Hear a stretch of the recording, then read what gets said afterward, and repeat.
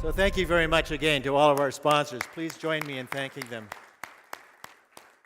Now I'd like to invite our chairman on board to come up and say a few things. Please, Yunus Al-Mullah, he's been our chairman for a number of years now. He's done some great things for our organization, and I really appreciate his support.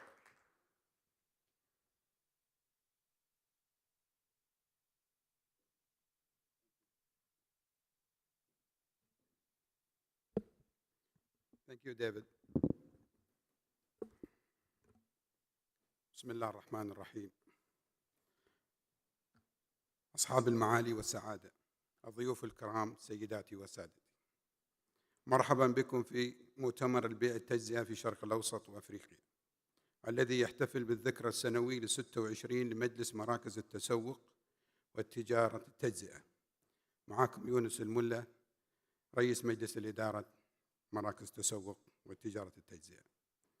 نشكركم على الانضمام إلينا هنا في أكبر حدث متخصص لمراكز التسوق وقطاع التجزئة في هذه السنة، ونحن متحمسون جدا نشارككم ونتعرف معكم على أحدث التوجهات في القطاع محليا وإقليميا وعالميا. شكرا لجميع الرعاة، وشكرا لفريق العمل على جهودهم الرائع الذي بذلوه من أجل تخطيط وتنظيم هذا الحدث، والذي بات يشكل محطة لرواد القطاع التجزئة وأيضا لمراكز التسوق.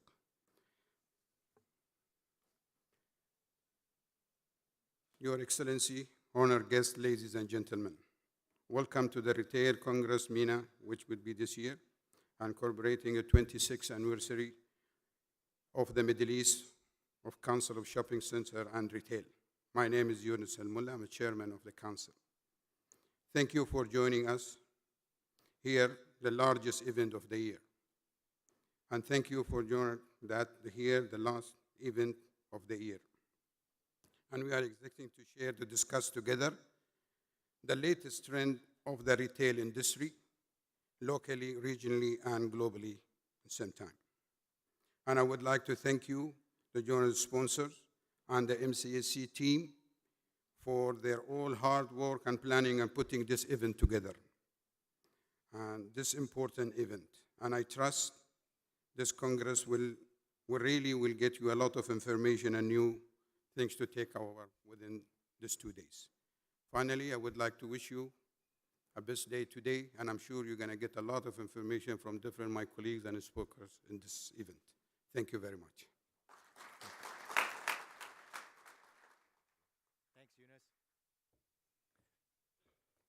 Thanks, Yunus. Always appreciated to have your opening. We also have a board president, and he has done an outstanding job for us. He joins us from Saudi Arabia, Mazen Kandil, and Mazen is going to say a few words of opening for us as well. Thank you.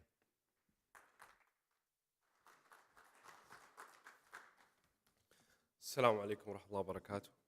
Good morning to all. In the tough time we are going through, I would like to talk to you about one value. I believe it's essential to move forward in the good time and the hard time. Omni-channel, customer experience, great development, great design, great tenant mix, digitalization, and etc. These are many topics that will be covered with much more experts than me during today and tomorrow. But I would like to talk about one other value. Some of you believe we are in real estate business. Some of you believe we are in retail business. But as Mr. Walter Klenchman told me once, I believe we are in relationship business. And having great relationship in the great business times, like 5 years ago, it was so easy. But maintaining those relationships in such hard time is really different story. I wish for you great relationship today and tomorrow and during your experience moving forward. And thank you so much.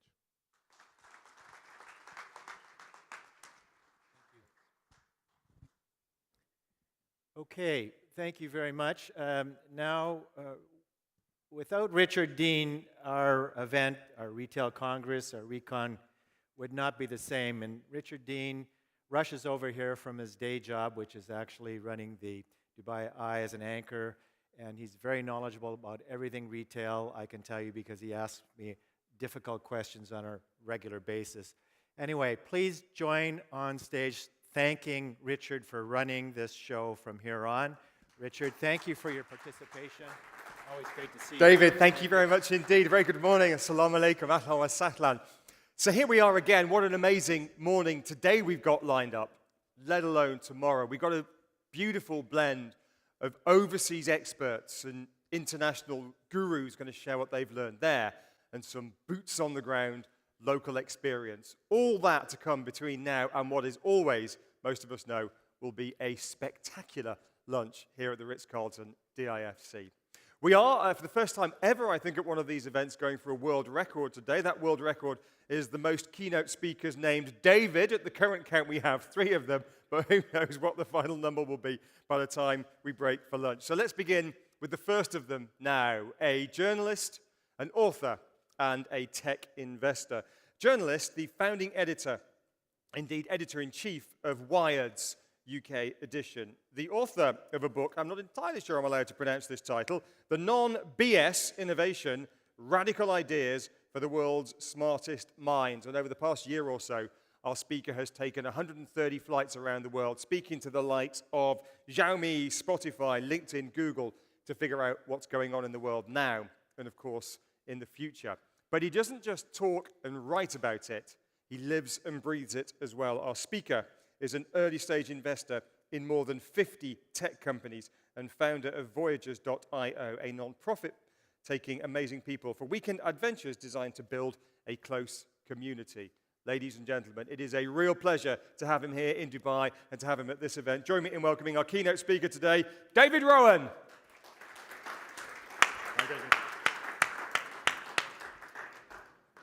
Salam, good morning. You're not allowed to admit you take a lot of flights now. Have you noticed there's a 16-year-old Swedish girl called Greta who's made it something shameful? There's this new Swedish word, flight shame. So I'm very careful to say I travel a lot, but I don't go on airplanes.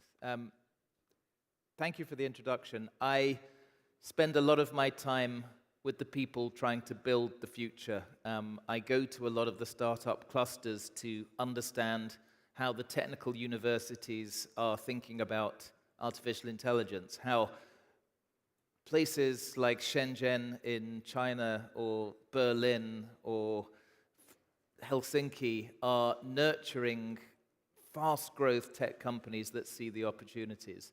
And then I also talk to people who are running existing, successful, profitable businesses, wondering how they keep up because things are moving so quickly. So I will share some of the things I'm learning and maybe some insights into how quickly things are changing. Because every day I'm seeing something new. I was in Skolkovo in Moscow last week. There are some scientists there using artificial intelligence to take any two-dimensional image and just by training the network, turn it into a video. So if Mona Lisa was alive in the age of Instagram, this is what her video selfies would look like. If you think about what's happening in emerging technologies like drones, this is a few hundred drones that Intel has assembled for a Sky demonstration. I'm just thinking the control, the coordination would not have been possible even 5 years ago, but now drones are being commodified. If you think of how we're talking about infrastructure, how even Dubai to Abu Dhabi, we're building hyperloops that force you to rethink the idea of fast travel, high-speed travel, maybe up to 1,000 kilometers an hour. And of course, what's happening in the air? This is a startup, a German startup called Lilium, that's advancing very quickly, coming to market with an electric jet vertical takeoff plane. And this is one of a bunch of startups that are going to customers saying, we can recalibrate the idea of how you get around. And of course, tech affects real estate. There's always unexpected consequences. If these vertical takeoff flying cars are going to be landing on roofs, of course that puts a premium on the real estate value of roofs. Just think about what's happening in automation, in robotics. So we can get amused by this company, Boston Dynamics, creating a robot that can do parkour. What's happening at the edge, though, is going to affect all sorts of mundane processes. It's going to affect how our food is prepared and brought to us. It's going to affect people's expectations in a physical place. And of course, China is where they're experimenting most aggressively. And I think if you want to see the future of retail, it's really worth, if not visiting, studying what's happening in China, where possibly the world's highest value startup is making face recognition at scale. So this is called SenseTime. They've raised, I think, $1 billion, and it's a commercial product, but it's being used for all sorts of applications, from banking to tracking citizens in the street to ensuring that your car is not going over the traffic lights. China doesn't have the social constraints that we have over here and in the West, and so they are throwing a lot of energy. The government is coordinating things. It's worth seeing how automation is changing, for instance, media. There's even now an artificial intelligence bot who's reading the news. Hello, everyone. I'm an English artificial intelligence anchor. This is my very first day in Xinhua News Agency. My voice and appearance are modeled on Zhang Zhao, a real anchor with Xinhua. The development of the media industry calls for continuous innovation and deep integration with the international advanced technologies. So maybe it's not as good as I will work human, but tirelessly to you know, keep it's you a starting informed as point, and text if it will be means typed into my the system expectation uninterrupted. among the consumer I look is forward to bringing this you anchor brand should new speak media my language, services. whatever my language is, then the market will provide. And then it gets a bit surprising. So if you have face recognition and you have, let's say, finite resources, how can you track people in ways that may be spooky? What about people who are taking more toilet paper than they should be allocated?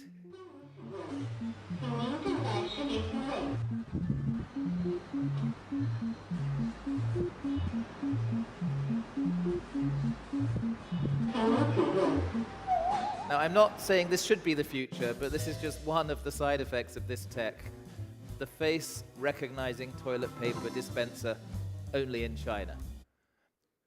More interesting, though, I think, is where China is pushing forward on creating the smart building, the smart home, the smart workplace, the smart retail emporium. How when you take proximity data, sensor data, computer vision, process that through artificial intelligence, it offers new possibilities both to understand how the customer is choosing to make a journey, who that customer is, how to optimize satisfying that customer's needs, how to know who is a high-value customer, but also monitoring changes in that customer's behavior. Because we're increasingly able at scale to turn people's physical as well as online choices and movements into a large data stream that we can use to service their needs in a way that customizes for their personal whims and desires. Some people get a bit concerned about the extent to which we're being tracked, so you obviously have to do this with informed consent. There's even now a movement of artists and fashion people who are designing fabrics designed to confuse the cameras. You know, the cameras that take the registration numbers of vehicles. If you wear dresses like this, well, you can cause them a hard time. But I think automation and large-scale processing of data in real time for informed decisions at scale has to be the future, and it's going to hit retail more and more. So I think we have to decide to what degree we want automation in the way we serve our customers. You know, automation can be really helpful. I've been waiting for a long time for a robot that will do my laundry for me. You know, it's cute. It's expensive, but as with smartphones, growing demand will commodify things. So I spent 8 years running out of London a magazine that's global in its interests, trying to understand where the world is going. And Wired doesn't just talk to the people building tech and science, it's also the architects, it's the product designers, it's the people creating the new business models. And I think one of the worries I have is in all our businesses, we're in a silo. We think we're in the retail business. We think we're in the real estate business. We think we're in the logistics business. But nothing is isolated now. Everything is connected. And what is happening to my business, media, is happening to the travel business, is happening to the manufacturing business. This digital wave is forcing us all to change. And we need to look outside our silos, to talk to people running completely unrelated businesses, because we can learn from each other. And there's this mystical thing that a lot of us are looking for in our organizations. We call it innovation. It's like a religion. We don't quite know what it is, but we know we need to worship it, because innovation is how you use technology to work out where the customer is going, to work out how to create future-facing business models. And yet I keep meeting leaders of very big, successful companies, government departments, who struggle with this idea of innovation. They throw a lot of resources at a startup incubator that doesn't deliver value. They create job titles, not just Director of Innovation, but more innovative job titles: Chief Digital Disruptive Growth Officer, Innovation Sherpa, and yet they don't deliver much value. And I was convinced that we needed to rethink what we understood by innovation, which to me is something very simple. It's a way of creating a future-facing business model based on the tech, the resources that are around us. So I just last year did a 20-country journey to write a book where I'm looking for the real stuff. I went to China, but also Peru, to Estonia and Germany, to look at successful examples of leadership teams who have taken a legacy business, sometimes a business that's 100 years old, in finance, in fertilizers, and found ways to take some of these emerging tools and new ways to build a mindset and culture in their organization to create what could be billion-dollar new business lines. And I'll share some of those thoughts, in particular where it affects retail, because retail isn't keeping still. You know, in China, in Shanghai, this startup Wheelie's produced a concept supermarket that comes to you. You get munchies in the middle of the night, you fire up the app, and it will come and deliver your pizza, your beer. I can't say this is the future, but it's one of millions of experiments, and some of them are going to change behavior as quickly as we changed our behavior. Do you remember when Spotify was struggling to get the record labels to give it access? Do you remember when Netflix was a company that rented DVDs through the post? Well, now we couldn't imagine our life without streaming, without infinite amounts of content available in a way that we pay a generous monthly recurring fee. China, again, is pushing things very fast. In retail, I guess you can't avoid seeing what Alibaba is doing with its fresh Hippo stores. Used to be Hema. They are automating in an extraordinary way that combines online plus offline, particularly food. You go, you order on the app, it's personalized, it's delivered to you in and out of the store. The store is a showcase, also a place you can consume, also a depot for arranging deliveries to people nearby. And it's growing very quickly.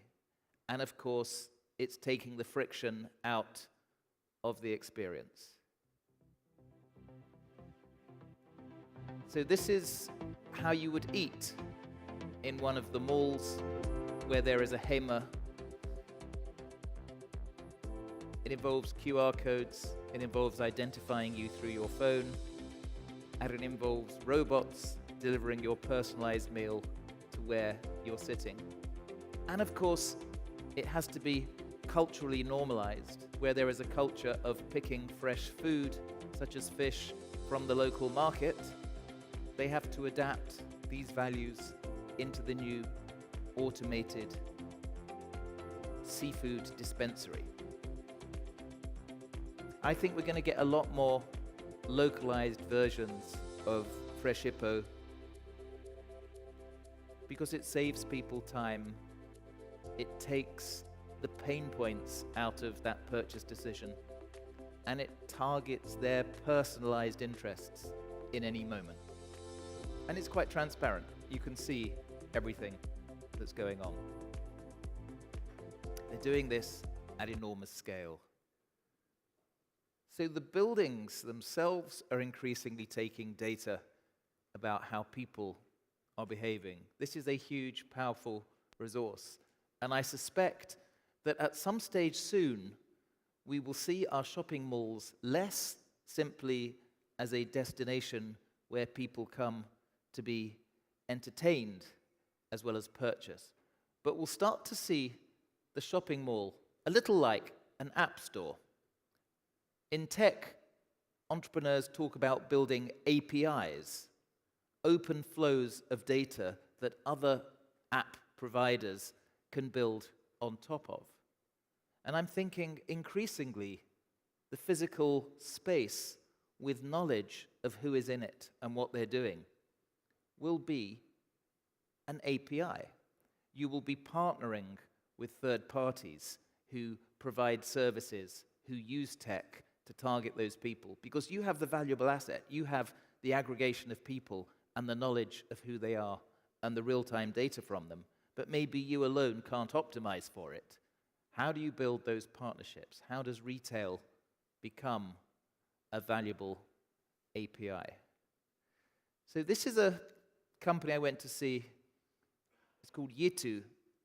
It develops face recognition. When you go to their office, you don't use a swipe card to get in. You just look at the door and it opens. And they, among a bunch of other big AI companies, are now working with shopping malls, with retailers to try and show how they can optimize for this data collection. At the mall scale, our shopping mall system can learn customer profiles, monitor store traffic, perform various data analysis, and increase the productivity and efficiency in running a shopping mall. A clear overview of the shopping mall tenant mix and comparison between different stores can be shown through the system. The results of our data analysis are valuable guidelines for rent pricing, layout optimization, and commercial planning. When the customer traffic drops continuously, the store will be alerted and receive operation suggestions. On the other hand, when the customer traffic increases unexpectedly, the store will be altered for potential safety issues. So Our just think of system how can predict Facebook customer traffic such takes that the store granular can data optimize staff work schedule about and billions stocking of goods of and personal ensure a likes, pleasant customer decisions, the way you're Based on scrolling, the the needs speed of at the which you're store, scrolling, the customers can people be you're looking up the most, and it categorized through our uses that to ultra-personalize you, sells that data to advertisers. A similar opportunity arises now when you know about people's detailed behavior in the mall. You know how to plan for restocking. You know how to devise pathways through the physical space. So this is Wonder Group, which operates increasingly tech-driven retail spaces through China. It's centralizing data collection in huge server farms, thousands and thousands of information sources tracked, devices through the building. It's empowering. It's putting a digital layer on the physical space. It's combining offline human beings walking around with online data. This is Huawei, again, one of the big Chinese tech companies working in the same way. If you have sensors coming down in price, the Internet of Physical Things, if you have the ability to track the way we move around, it doesn't just help the customer, it helps you understand the untapped value. In the West, we're a bit slower in catching up. You know, one of the world's biggest retailers, Walmart, took a while to catch on, but it's now too working even in China, but also in the US, trying to iterate, trying to experiment. Roughly the way this store works is we have thousands of cameras out there that are continually pumping out high resolution, high fidelity information in real time. That data travels over 150,000 feet of cabling into this data center here. So the supermarket turned into a data center. It's the beginning Our associates of can a spend revolution. much more time with our customers, and we have a store that's And yet, much more we're really bad at it much more information, which in the allows us to West. have this inventory in stock for the We customer. So when the customer comes into the store, don't they see the understand products that they want on the shelves when they want them. that you need new thinking for this new era. We still look backwards in what we think the customer wants, and we're too slow in executing. I was thinking there was a project in New Jersey to turn a mall into a retailtainment center. They were working with Disney. It took 20 years. Yeah, we've heard all of the complaints before, David. We've heard about the 17 years that it took to develop this project. The problem with the parking, you'll have to pay for that. Also, getting out here and the transportation. But I must admit, day one so far has been a success. Just take a look. This is the Nickelodeon Park. It's starting to empty out. Today it closes at 6 o'clock. About 2,500 people have come out here. And even those who are complaining about it are now taking a second look at it to see, let's wait and see. Well, it doesn't look like it's changing the world to me, and that took 2 decades. We're also now starting to get retailers thinking maybe we're not simply a retail destination. A big old-school American retailer, Kohl's, has now partnered with a fitness center, so the destination is also somewhere you will become fit. Your Consumer News, Kohl's is partnering with gyms. The plan is to make 10 of their stores smaller and lease out the extra space to Planet Fitness. The move comes as Kohl's, like many other brick and mortar retailers, face pressure from Amazon and other online rivals, along with growing discount chains like TJ Maxx and Marshall's. Other chains are making their stores smaller too, like Target, Macy's, and IKEA. Still looks a bit last century, doesn't it?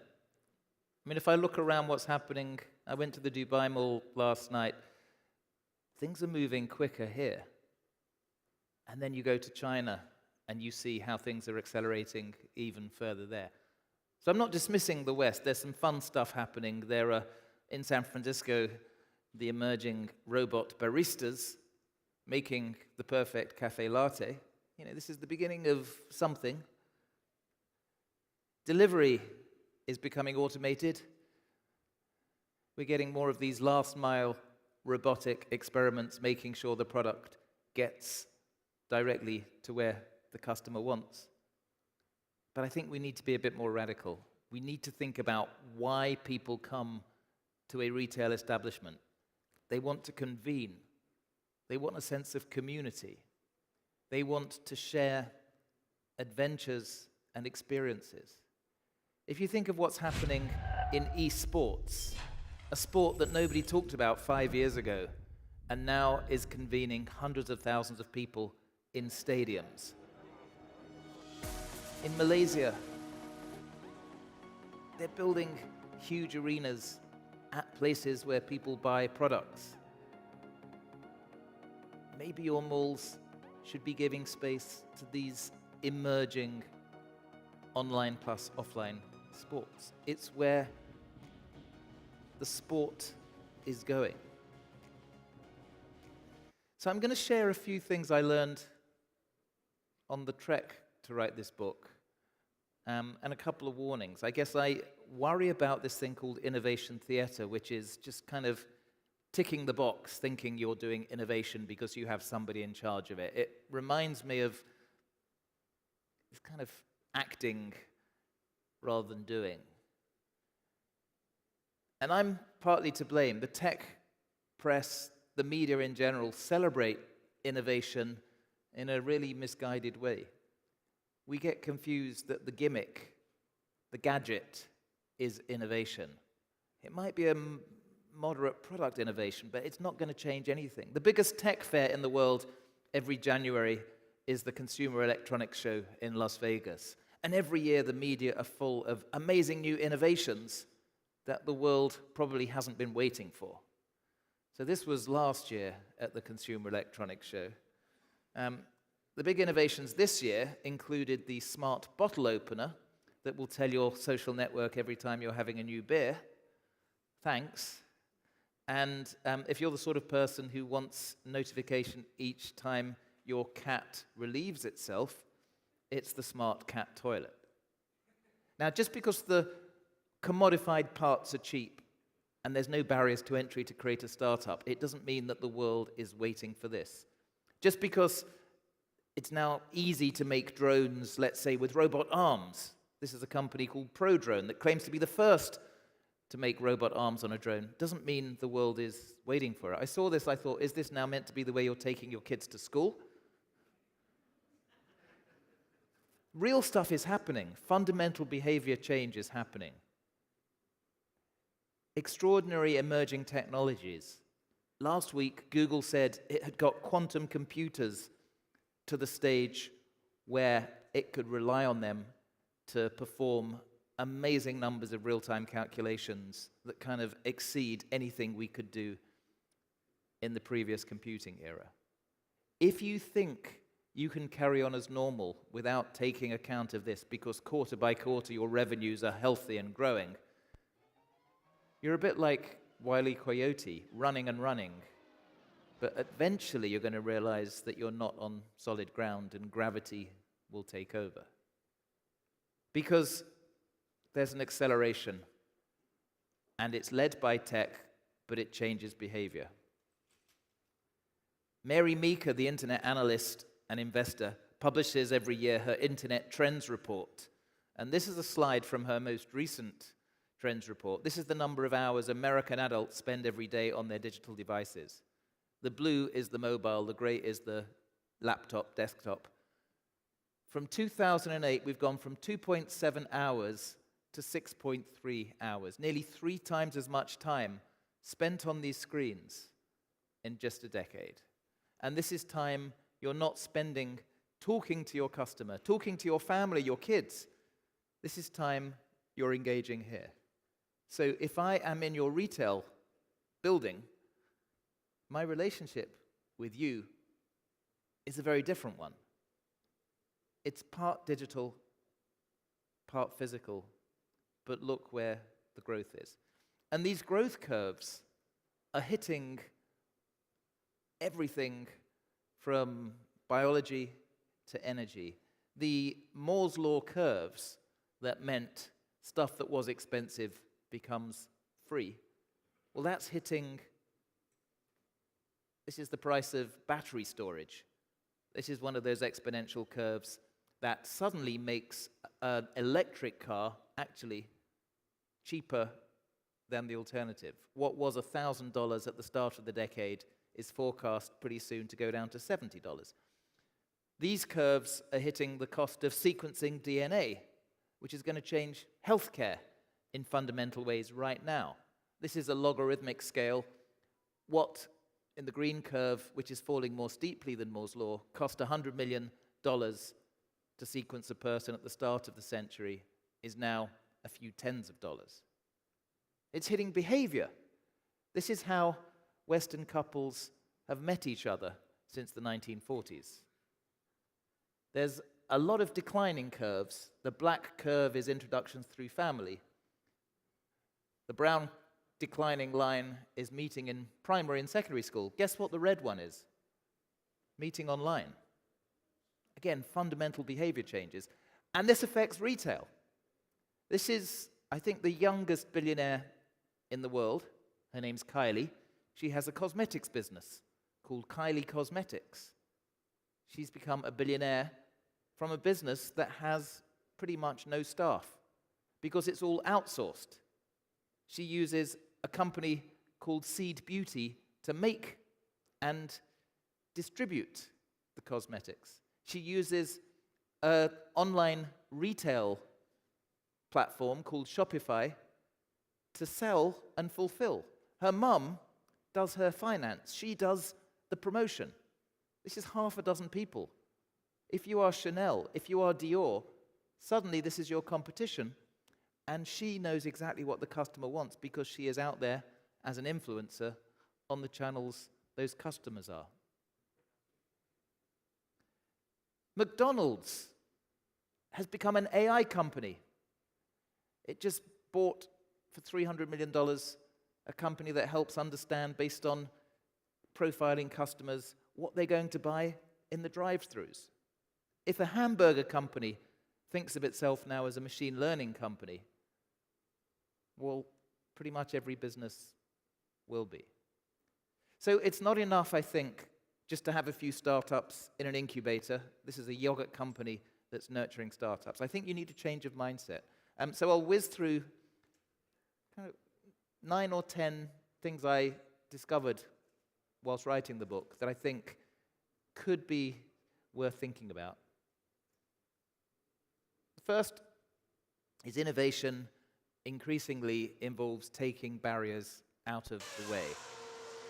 You want every retail experience pretty much to be like this. People don't want to waste time. They want to spend time, but they want things just like touching the magic screen to happen right now. You know, the travel experience can no longer be like this. I came here actually to write a chapter about how the UAE is obsessively looking at the future. The Future Foundation, various arms of the government are tracking all sorts of data points and trying to get rid of friction.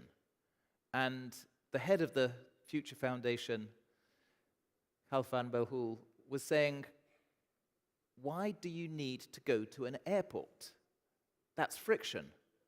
Why shouldn't you be able to call a cab in the center of Dubai, show your papers to the driver, and then, because they know who you are, there have been biometric checks, drive straight to the plane? We need to rethink our assumptions. You know, there are startups trying to tap away at this in very small ways. If you want to reclaim the VAT, why not do it online rather than standing in line? But think about the impact that a company like Amazon has already had with its Amazon Go stores that have no store assistants.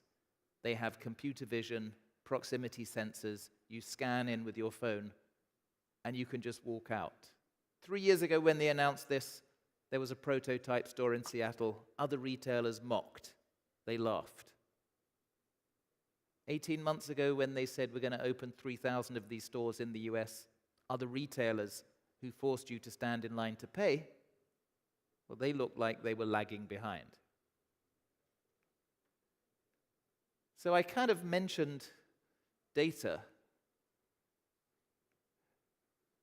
What's quite interesting about what's happening here is, as you're innovating to change a business model that used to rely quite heavily on this. The government is obsessively tracking data. I met the world's first minister for artificial intelligence, who was 27, I think, when he got the job. And His Excellency is spending a lot of his time leading a project to track performance in every government department, to ensure there are KPIs, metrics, so you can monitor and automate processes. He's making sure that the universities are teaching the skills of tomorrow, because there's an awareness that computer intelligence is going to transform everything from the reliability of public transportation to ensuring that the schools are teaching the skills of tomorrow. But yet again, it's China that gives an idea of what's possible, because they're growing at such scale, but with such tight centralization. What if you wanted to know what consumers across China were buying in real time? Not in the big cities, in the villages. So Mr. Li Ka-shing, the wealthiest man in Hong Kong, has collaborated with the Chinese post office that have 1 million delivery staff. And they're putting 1 million point-of-sale devices in village stores across China. Small villages, typically a couple of hundred people live there. And they've been doing this. I went to see them about 3 years ago, and they've been growing, and it's almost 1 million now. And they've created a scannable, trackable database, because people now pay with their phones, and you can know exactly what people are buying. And if you are Heineken, and it's a very hot Tuesday in the Northeast, you can scan the database to see what quantity to ship tomorrow. If you are Chanel, you can scan the database, target women aged 46 to 50 who have just bought Dior, and give the Chanel discount voucher to those women. Data is incredibly powerful in all sorts of unexpected ways. The airline industry is a tough one because they don't control their fuel costs. They are competing with the low-cost carriers. The online retailers take a chunk of their revenue. Qantas was losing billions of dollars a year earlier this decade. And then they realized they have a huge amount of data that they were not optimizing. They have a loyalty program that half the population of Australia belongs to, and are happy to share lots of data, because you can use your Qantas points to go to restaurants, to go to the cinema, to get your shoes repaired. And so they realized we have a relationship with people who are happy to share lots and lots of data. Let's use this. And they built a team of 150 people prototyping new businesses just behind headquarters at Sydney Airport, based on the loyalty program. They built a health insurance business, a life insurance business, a food and drink club, a golf club, foreign currency cards. That's now about 30% of the profits of the entire group, because they're tracking the data and using it to create new revenue.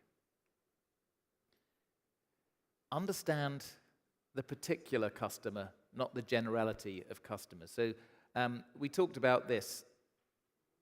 We talked about getting rid of friction in experiences such as going through the airport. There's emerging technologies that can target individuals. This is a New Zealand startup called Soul Machines that has computer-generated characters that respond to sound and pictures, a video, and they can talk to you. And governments in New Zealand, Australia, are starting to use them to give health advice, to answer questions from hospitals as well as government departments. It's the beginnings of something. But I think treat us all as individuals, get to know us, personalize the experience. Innovation comes when you hire good people and you don't tell them what to do. And we're in a world where hierarchies are becoming less valuable than organizations where power is distributed. And I'll give you an example from the games industry. The most successful games company in Europe, called Supercell, run by this gentleman, Ilkka Pannonen. You probably played their games. He talks about wanting to be the world's least powerful CEO. It's about getting good people together, making them feel they own their projects, and then letting them get on with it.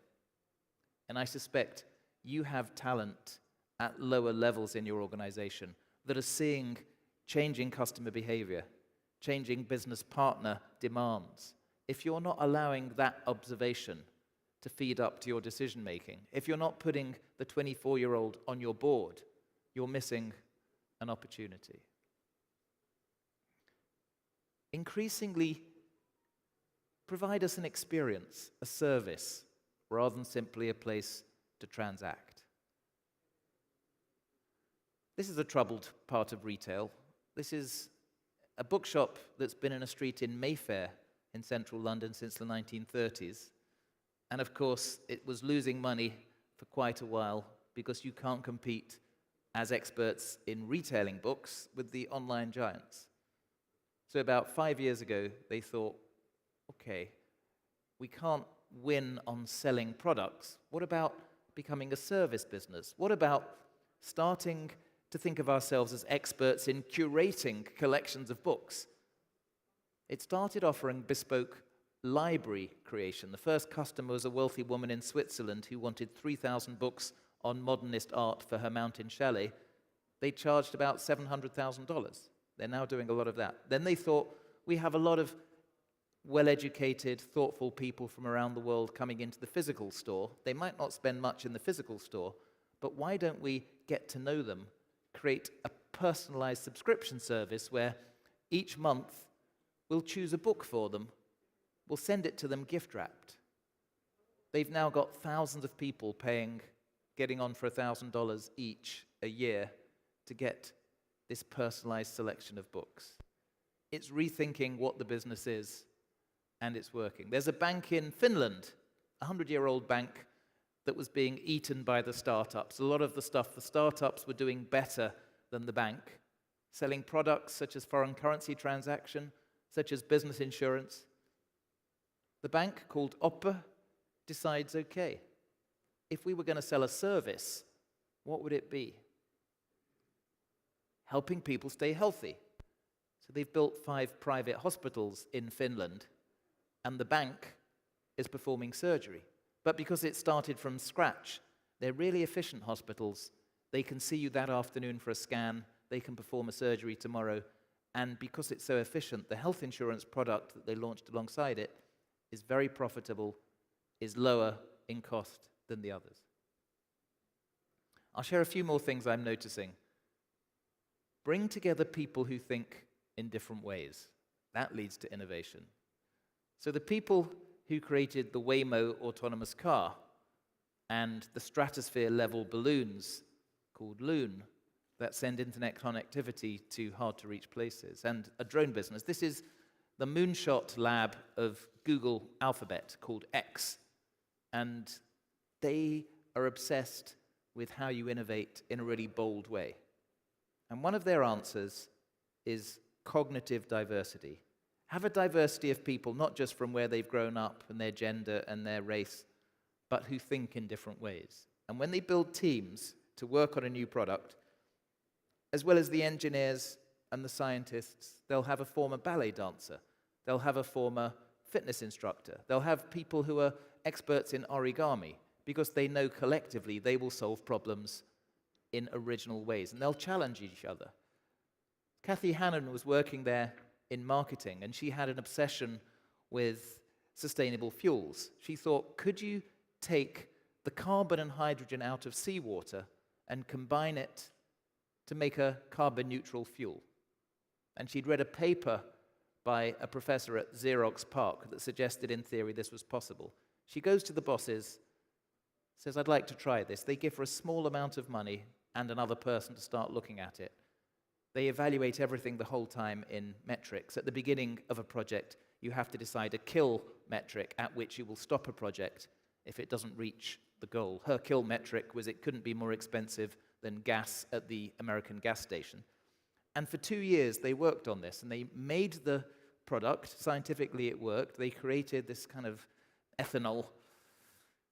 They took it from about $1,000 a gallon to $100 a gallon to $50 to $15 to $10 a gallon. Diverse group of people thinking how to solve the problems.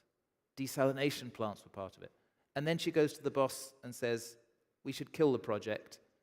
it's going to take longer to get to $4 or $5 a gallon than I thought. It's going to cost more, so we should kill it. And the boss was surprised, but that was the promise. That was the kill metric. So they all got a cash bonus. And it's this mindset inside that company that's, yeah, made a few mistakes. This didn't work as a consumer product, but maybe this is $100 billion of future business. In a big bureaucratic organization, you also need some people with the power to move quickly, like a stealth team. So for my book, I went to the Pentagon. 3 million people work for the US Department of Defense, and it's a gigantic bureaucracy. It's really slow. The trouble is, your enemy now is a startup.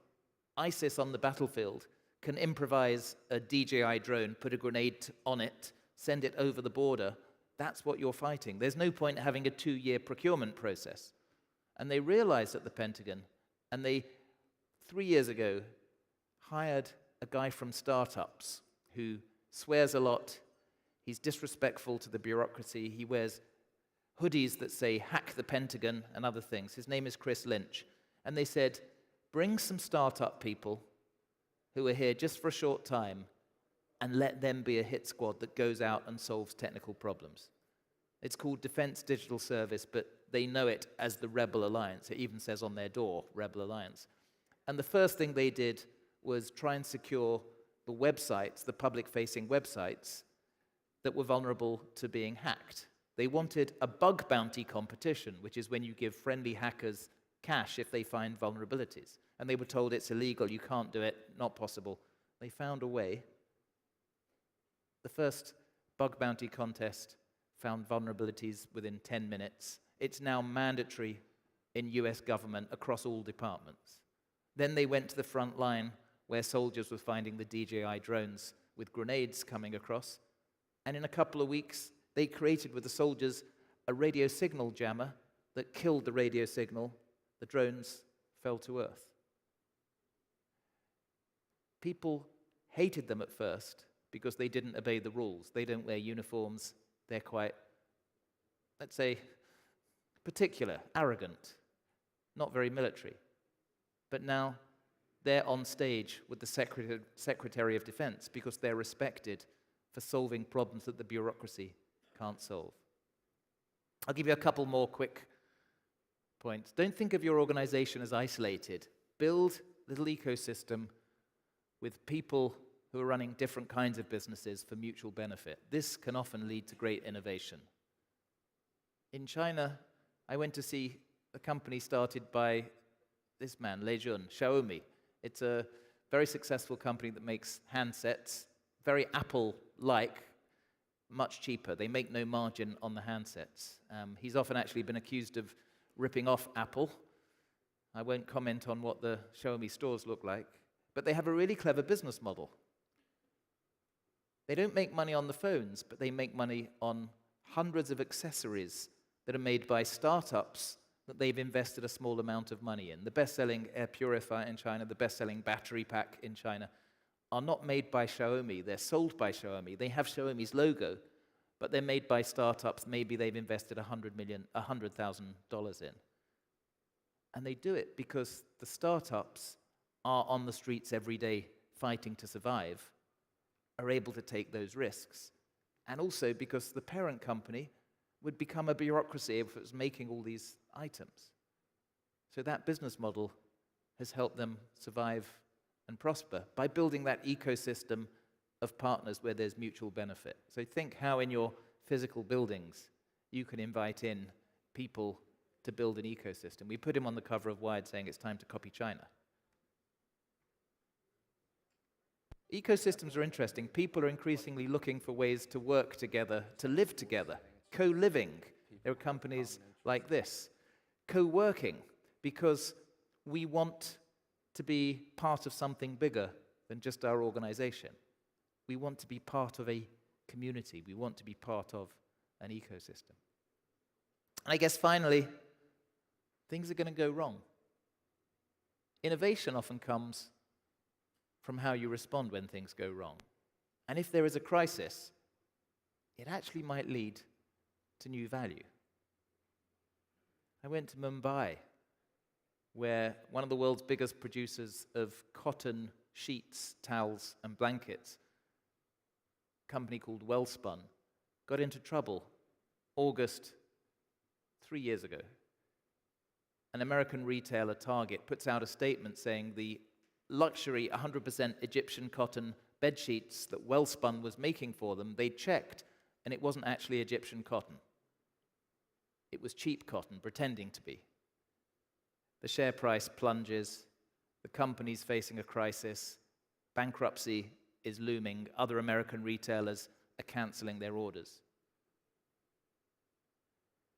They go and have meetings with the retailers, offer to underwrite their costs, but then they think the only way we're going to survive this is owning the supply chain, becoming the most transparent company in the entire cotton supply chain. So they spent 6 months digitizing the whole process, which is 17 stages, from the cotton in the field to refining it, to creating to the textiles, to creating the final sheet. And now when you get the final sheet, there's a QR code on it, and you can scan it, and it tells you exactly where your cotton's come from. It's a tech solution for a real problem that nobody else in the industry had addressed. And now they're finding luxury brands are coming to them and saying, could we pay you to use your tech solution? Things are looking up. So I'm going to leave you with the problem with human beings. We tend to deny all this is happening because it's not comfortable. But it is coming. That first time you are in the self-driving car and it's in autonomous mode, you might not want it to happen. You might reject it. Oh, there's cars coming! Oh, there's cars! This guy, Bill Rimmer, Bill, puts his Tesla to put me autonomous back and from films the his mother's controller. reaction. Oh, dear Jesus. I could never. Oh, where's it going? But you know, God 2 or damn, 3 weeks Bill. later, it's Oh just going to my be God. another way to get her to the mall. Scary. Thank you for listening.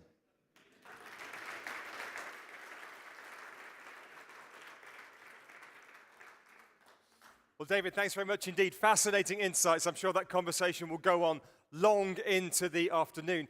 Can you take 1 or 2 questions Yeah, for us? if you have time. Rapid fire questions and rapid fire answers, but I will take a couple just when the guys bring the chairs on. Who's got the first question for David?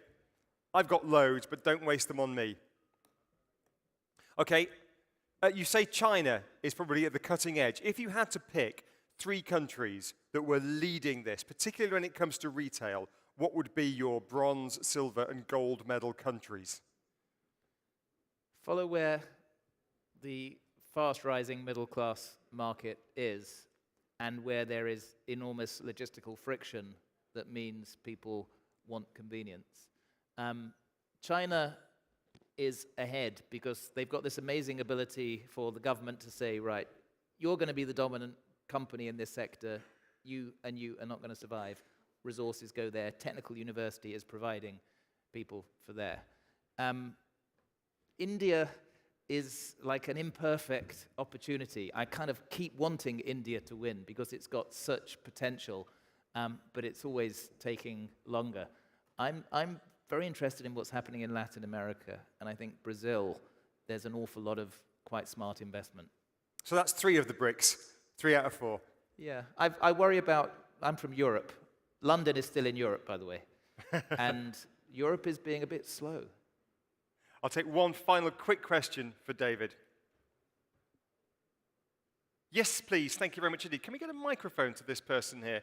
Quick question and a quick answer would be perfect.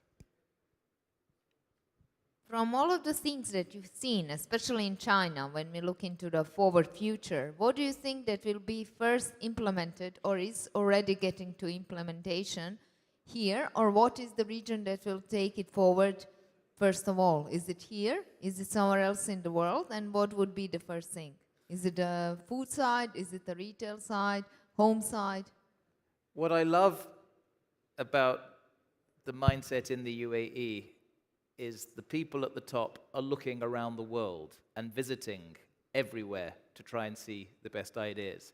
Some people from the Prime Minister's office came to London. We had a meeting. we talked about education. I mentioned a project in Paris that they should see. 2 days later, they were in Paris looking. So I suspect they will pick bits of the best. So you will see the German company with the flying car, and you are seeing the Hyperloop. I think in retail, we're already seeing projects that are incorporating optimized personal routes based on tracking and camera computer vision. I think we will see increasingly automized provision of service. And I also suspect the ability to get what you want at home, at the office, from the physical store is going to be a shorter and shorter journey. No, we'll leave it there. Ladies and gentlemen, thank you very much indeed. David Rowan, appreciate it. Wonderful to have you in Dubai. Thank you very much indeed for your insights. I suspect you won't be a stranger for long. Right, we move on to our panel discussion this morning. Leading retailers and technology experts are going to discuss the following: how leaders in online, but also physical retail, are using cutting-edge technologies to deliver transformational customer journeys and to build customer loyalty. It dovetails very nicely with some of the ideas that David just outlined. We've got a cracking panelist, a cracking lineup of panelists, 3 of them, 2 of them from one of the world's biggest tech companies, and 1 of them from a local organization. So in no particular order, please join me in welcoming, first of all, Owen Farrow, who's the leader for consumer industry at IBM in the Middle East. Owen, wonderful to have you with us. Take a seat, please. Also from IBM, please join me in welcoming strategy consultant, IBM Middle East and Turkey, Asma Shabab. Asma, please join us. Good to see you. Wonderful to see you, Asma. Hi, David, do you want to come and grab your computer? Thanks very much indeed for that. And finally, so a very international, multinational perspective from there, from a slightly more local perspective, please join me, the Director of Innovation, or the Digital Innovation Director, I should say, at Al Fawaniya Property Developments, which I think we all know most of all for Reem Mall in Abu Dhabi, Sadia Berriman. Good to have you with us. Come and take a seat. So, not for the first time at Recon, I have been proved completely wrong with my assumptions. Because here was my assumption for this panel. I thought, well, we've got a couple of tech superstars on the panel, and then we've got a bricks and mortar shopping mall owner on the panel, so we'll have a bare-knuckle fight to the death over whether it will be e-commerce or bricks and mortar retail that will win. But having spoken certainly to Asma and Owen last week, that assumption is completely wrong. So Owen, I'm going to begin by asking you why you think that the future of physical retail as a tech company is so strong, and why I was so wrong with that fairly naive assumption. Sure, Richard. Firstly, I think maybe I'm in good company. I haven't read David's book, but he's kind of stolen all my talking points for today. So let's give it a go.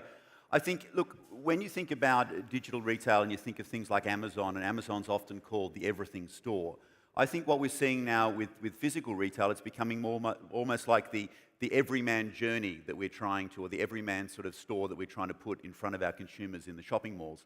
And if you take a step back and you look at digital and you think about the fact that digital has done things like pioneered the tactics of getting customer feedback in a very sort of instantaneous fashion with likes, dislikes, and all those sort of closing the feedback loops. I think when you get to the physical space, we have a different kind of opportunity, because in the physical space we have the opportunity to get in front of the customer face to face and then one-on-one understand what's going on. Now, if we augment that with digital, then I think we're in a much stronger position to engineer the kind of experience that we want and to motivate the behavior that we want, because I think really at the end of the day, your physical retail is probably your best marketing platform, and it needs to be considered not as an omni-channel, but just one single channel. Everything is just one channel these days. The assumption is the channels are everywhere, and I think that that's what we kind of need to look at, is how do we do that, and how do we leverage that to drive the right kind of journeys in store.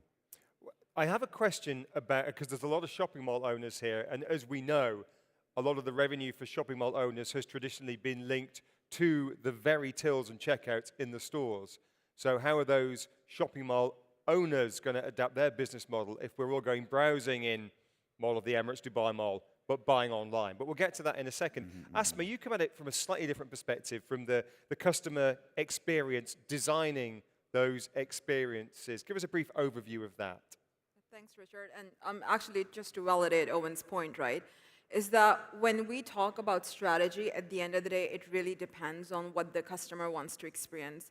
Because certainly my point of view is that industries are going to become redundant. Companies are going to evolve based on where their consumers are going. And when we look at retail, and specifically when we look at malls, we know that any customer journey starts really when they're outside of the mall. The fact that they need to make a decision to go to any one mall out of the options that they have, how can you control that decision? How can you preempt that decision? That becomes key. Because the conversation then starts to happen in the digital space. So accessibility to the mall outside of that physical presence becomes important. And that manifests as websites, or it can be applications. But to be able to get that connectivity of the customer then becomes super key. Now, talking about physical and digital experiences, yes, so one of the obvious things is that create a website or an application and start to really identify or start that relationship. But even within malls, the dynamic is changing. Now, David spoke earlier how malls are becoming more experiential zones, right? But experience does not really relate to just physical experiences. We keep on hearing a lot about millennials. But the oldest millennial now is 37 years old. And that millennial has definitely 1 or 2 kids. So now that we need to start thinking about your new market and your new audience as people who are used to having that integration of digital and physical. So what are the experiences are you providing in your mall that are the same? And I have this really good example from the New York Metropolitan Museum, because they started thinking the same thing, is that my user is changing. The millennials are now need to get that integrated experience. So the kind of stuff that they're doing is they're bringing in digital gaming experiences so that people can get an experience of the museum, but through a physical and digital interface. So we need to think a little bit broader about what that experience means.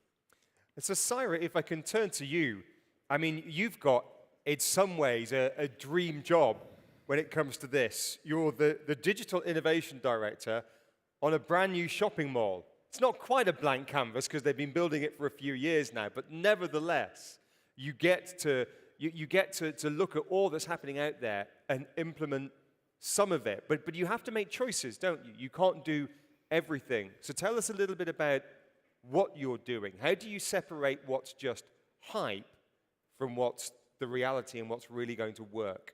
Right. Well, first of all, as an innovation professional who is basically involved in a blank canvas, so to speak, I'm a bit fortunate. And the reason I'm a bit fortunate is that the management vision of Reem is, I would say, vastly different from what one would see actually in the industry. We are actually seeing the Digital Innovation Program as a major transformatory tool to ensure that we wouldn't become a traditional landlord. We would basically become an overarching entity connecting the consumer with the retailer.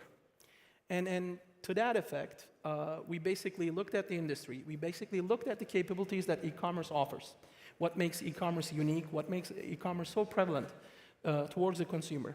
And we basically started peeling off from that learning. Element of personalization, element of convenience, the notion of seamlessness. These are the main values that we actually built the program. And in terms of pioneering aspects, we are actually going to be the mall that will actually have an embedded logistics hub in the premise to facilitate e-commerce deliveries. The fact that we're actually building an elaborate data science program that will sit basically on top of the aggregated app for the consumers to utilize. And when we are actually talking about the aggregated app, consumers actually have issues. And one of the simplest examples that I would give is that if we were to go outside and find a location, we would probably utilize Google Maps or Waze. But the moment we go into a mall, that journey changes. That journey changes in a way that we look at a physical asset, try to find our location, right? And I think by merely that gap, it actually underlines what is happening in the digital world and what needs to happen, let's say, in the mall of the future. And that's what we're building. I'm going to come to the floor for comments and questions very quickly. I'm not going to leave it to the end. So if you've got an insight or a question, be ready with it in a couple of minutes.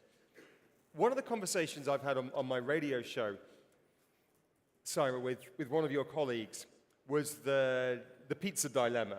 We can cook and deliver a pizza within half an hour, and yet a 4,000 dirham, $1,000 iPhone takes 24 or 48 hours. And the solution to that problem that he proposed was, as you mentioned, just building a logistics hub into the basement of a traditional mall. Can you give us an update on that? How close are we to that? When are we going to see that? When's the mall going to be opening, and when are we going to be seeing that happening? So the mall is basically going to be open in Q1 2021.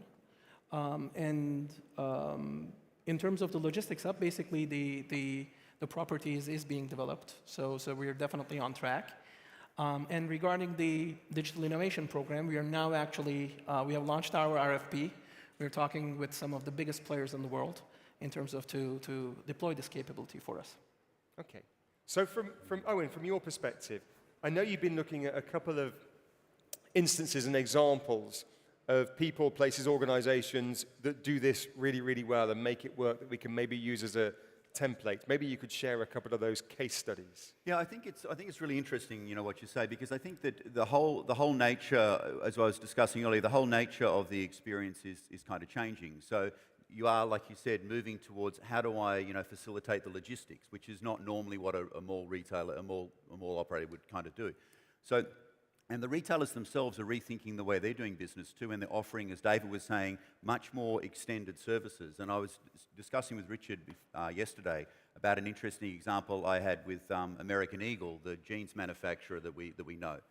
And they're doing something kind of interesting right now in extending their services to the demographic they serve. And if you don't realize this, American Eagle is predominantly aiming at the university student marketplace. That's who they sell to majority of the times. So what they've been doing recently is they've been saying, well, maybe we can get closer to our consumer, closer to what our consumer wants. And so they've actually set up shop in the bottom of residential complexes for universities in the United States.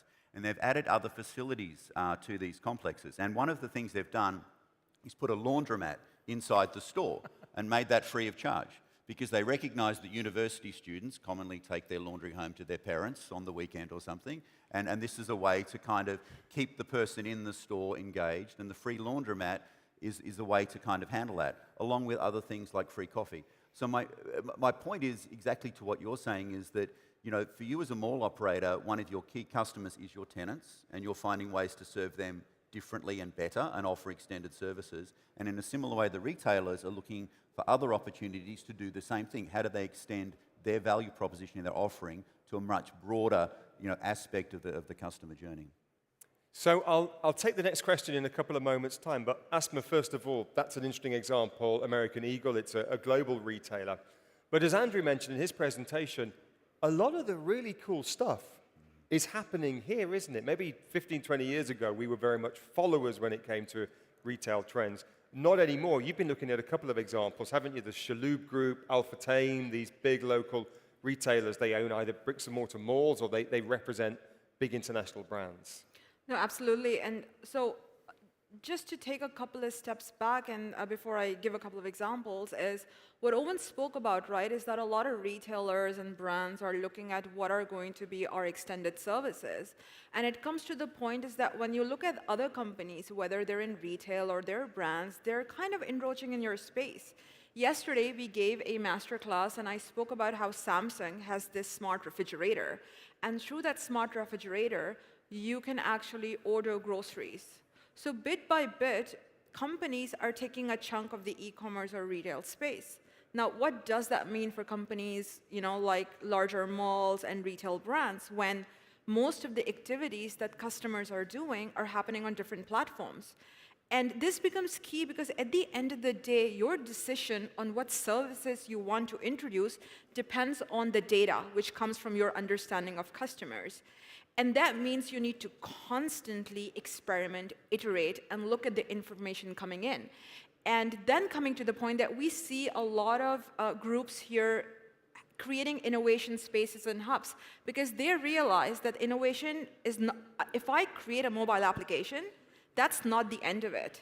How do I continuously bring in the data and introduce new services that will make the people stick onto the platform so that I continuously keep on getting the data? And you see these innovation hubs. So for example, Chalhoub Group, they've got this they've got their lab and they are experimenting with a lot of different ideas. You've got, the Al-Fatem Group. So all of these are now understanding the importance of you need to have a 24/7 kind of active space that gets the data and talks about what are the different considerations. How can I use this data to build new revenue-generating models? And we've got Dina from Chalhoub Group actually joining us on stage in a couple of minutes' time. Their innovation hub down in Design District is a fascinating thing. Okay, let's take a couple of questions or comments from the floor. Who's got the first question for our panelists today? We can get a microphone round to you. Yes, please. We've got a microphone there, but who's going to grab the first question? I've got loads of questions.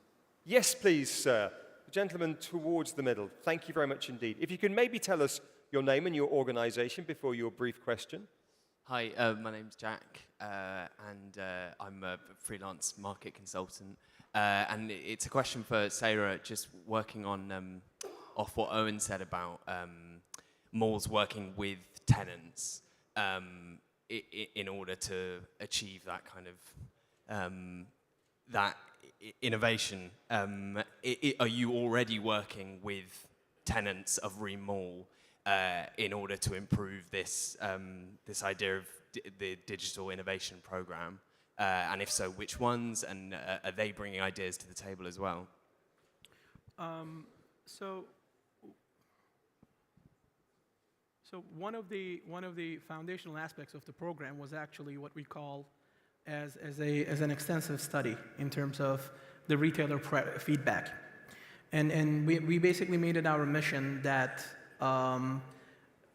along we build this capability because we are ardent believers of scalability when it comes to innovation, that feedback loop was open.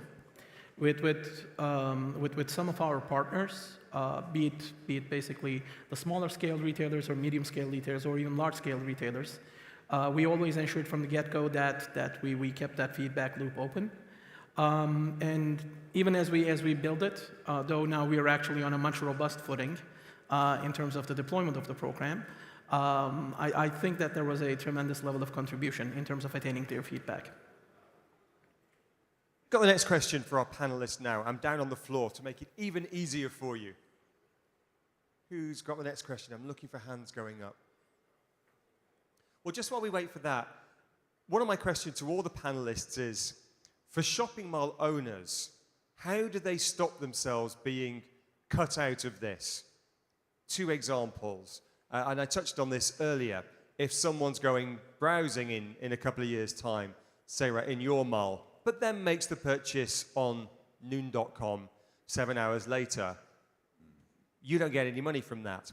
I saw that Nike last week replaced their CEO, not with an apparel executive from Reebok or Adidas, but with a former CEO of eBay. They want to sell directly to us. How do shopping mall owners like you stop yourselves being cut out? I think the notion of phygital, which is basically the combination of physical and digital, will eventually be one of the ultimate solutions regarding that trend. But specifically speaking, if an entity in this digital age does their job in terms of understanding consumer needs, responds to it not reactively but preemptively, there is definitely an element of loyalty within the customer. One entity that I wouldn't want to mention the name, but it's basically one of the global malls, let's say. 65% of their consumers actually utilize their digital asset because of a robust loyalty program. So I think the element of loyalty is there. The notion of meeting consumer needs is there. The only question that remains is, are we agile enough to be able to meet that? And then once you basically provide that, I think you're in safer waters. From IBM's perspective on that. I think what's really interesting too, you've kind of, from a mall perspective, I mean, I came to Dubai about 10 years ago, and the first thing that strikes you when you come to Dubai is the mega malls, right?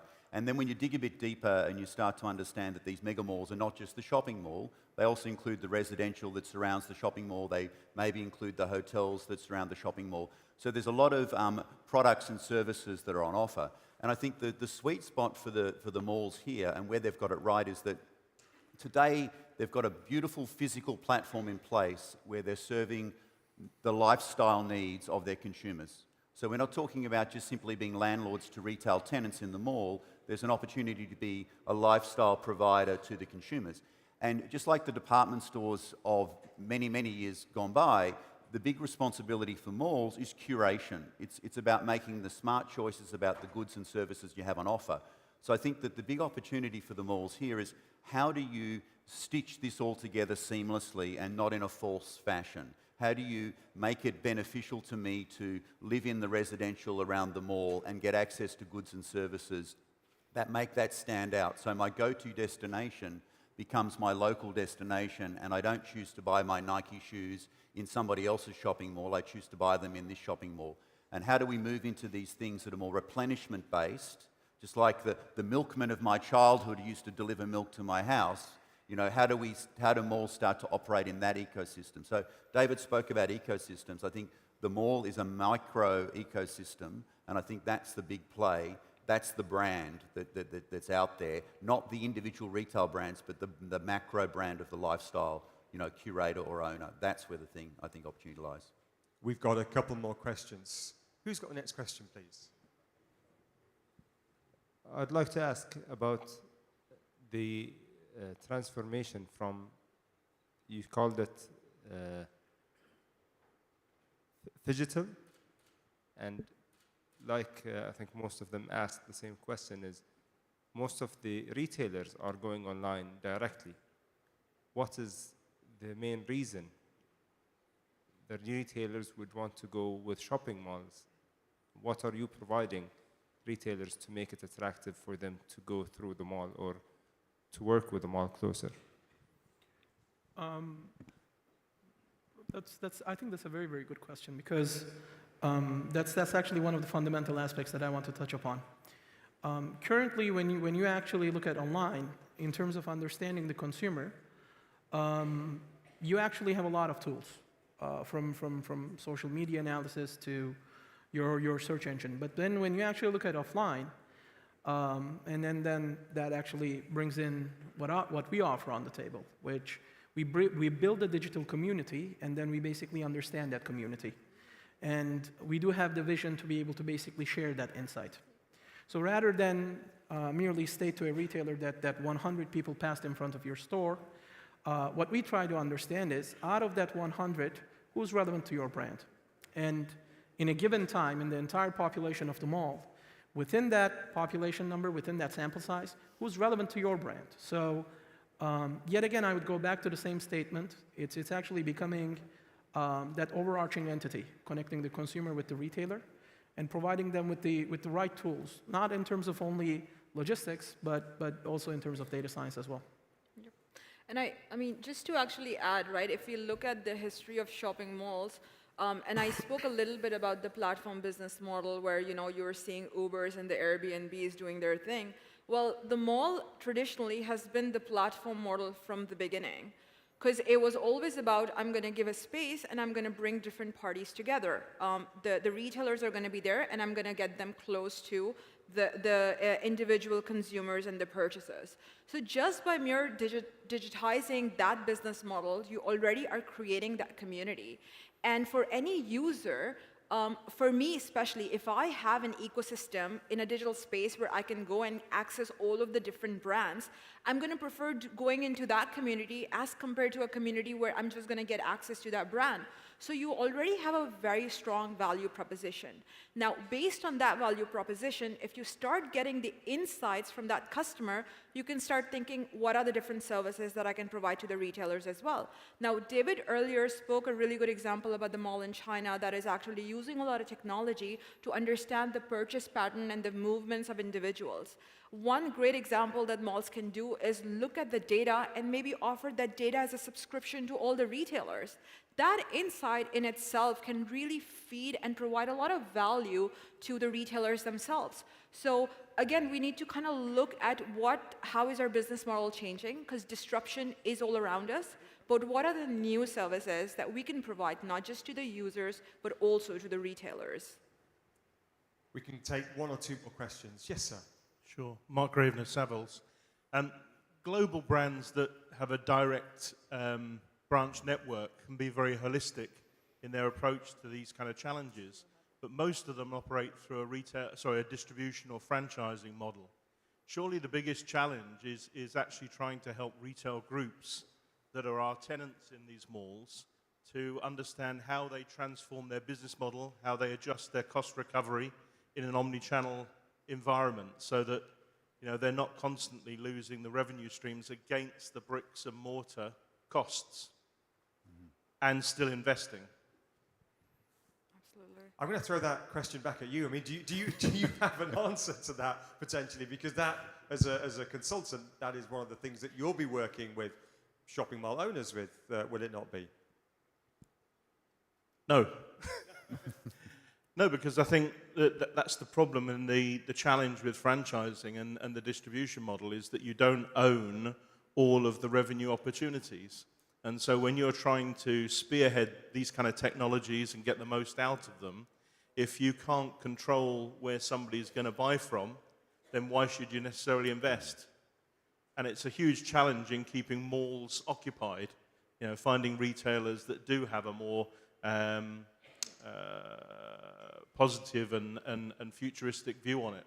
Yeah, I think it's a very interesting point, because I think that the time has passed where the responsibility of the mall was simply to get the person through the door, and then once they're into the mall itself, then they go shop at their own discretion. I think that the mall has to find ways to make the retail tenants more and more successful and add additional value so that their mall becomes the prime place to locate versus somebody else's mall. So I think it comes back to that curation conversation I was having before, which is that you have to not only curate who's in the mall, but you also have to lead the consumer through the mall in ways that are sort of genuine and coherent with the branding that the mall has.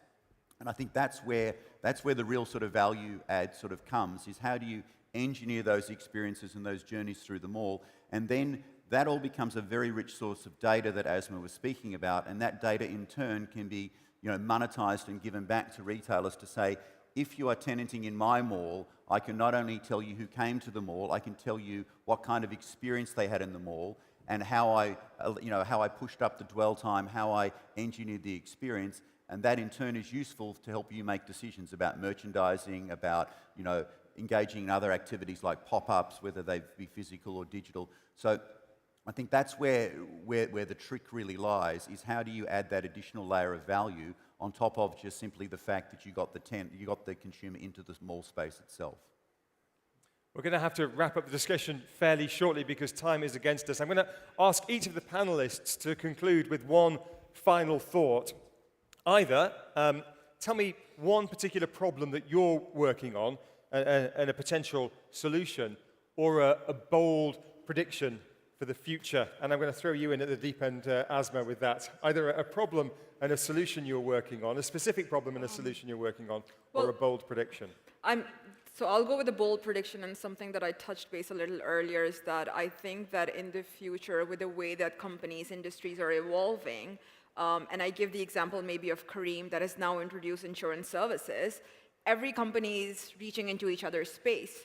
So being a successful company really means getting out of your comfort zone and start to understand that you're not bound by the definition of your industry, and try to see what are the different revenue models and services that I can provide to my customer so that my customer remains on my platform and my platform only.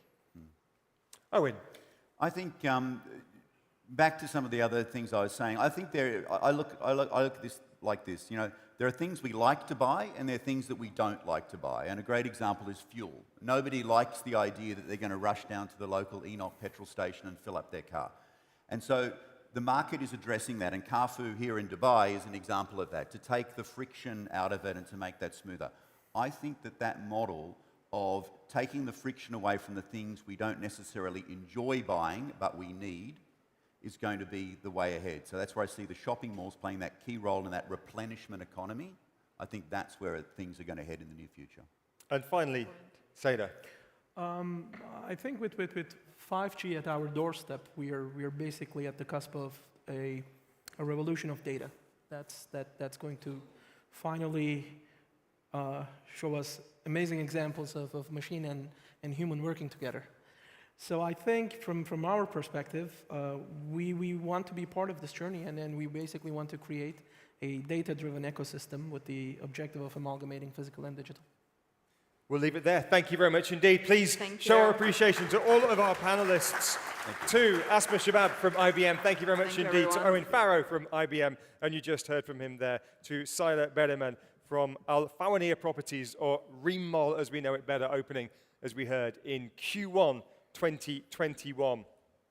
Well, now we're going to get a case study, for want of a better word, of what's happening locally on the ground here.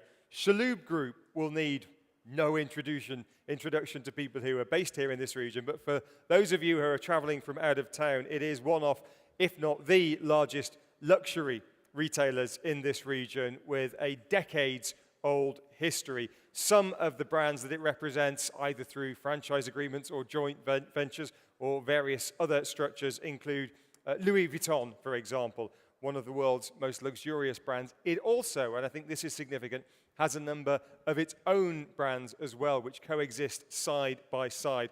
And as I think it was Asma from IBM who mentioned this, what they've set up to look at innovation is something called the Greenhouse. And to tell us more about this, please join us in welcoming the head of the Greenhouse at Shaloub Group, someone who has vast experience, in particular of e-commerce, has spent time working with Noon.com, the large regional online marketplace, also has an MBA from Harvard Business School. Please join me in welcoming Dina Sidani. Hello. Is this the clicker? That's the one. Hi, everyone. I really have an awesome slot. I think everyone's starving right now, but I hope to keep you awake and not hungry for long enough. I'm Dina. I'm the head of the Greenhouse, the Shaloub Group's space for innovation and entrepreneurship. So just to set the scene a little bit and give you context on why we created the Greenhouse, a couple years ago, we started a transformation project called Shift. Shift has a North Star vision of taking us from being a traditional retailer and distributor to becoming a retailer, a hybrid retailer, providing luxury experiences to customers' fingertips everywhere. Our goal of Shift, which the Greenhouse is part of, is to really future-proof the group. And I think a lot of the people before me spoke a lot about innovation and disruption, so good context for what we're going to talk about now. So the Shift movement has 7 guiding principles, and I'm not going to go through all of them because we'll need a whole day just for that, but I wanted to highlight 2 of the guiding principles that really were the reason why the Greenhouse was created. One was that we start small, we fail fast or scale fast, which is kind of that entrepreneurship mindset.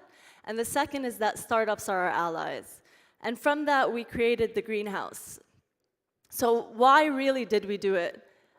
I think David Rowan spoke about this before, but you know, Kodak didn't, well, they did see, but they got disrupted by digital photography. And then Blockbuster got disrupted by Netflix. But the thing with the both of them is that they both knew, actually the digital photography was invented at Kodak, but because their organizations weren't ready for those disruptions and they didn't want to be cannibalized by those disruptions, they ignored them. And so that's why we created the greenhouse. We want to disrupt ourselves before being disrupted. And the mission really and the purpose of the greenhouse is to grow and unleash this collective brilliance, what we call the collective brilliance. It's partnering, creating this open innovation ecosystem where we partner with startups, even though David Rowan said, don't, these incubators, I don't know if he's still here, are fluffy and stuff, I agree, but there are certain incubators and reasons why you should be working with startups. So our purpose is to create this collective brilliance and really partner with startups, create our own startups, bring out latent entrepreneurship from our organization and really focus on them. So this week actually marks the 1-year anniversary or anniversary of the greenhouse. And so one of the things that I heard a lot about is this piece about culture and innovation. And innovation is all about culture. And what we do at the greenhouse is we have something that everybody says when they come into the greenhouse and they leave. We have that energy, we have that culture. And I wanted to create a video for our 1 year that really tries to give you a taste of that magic.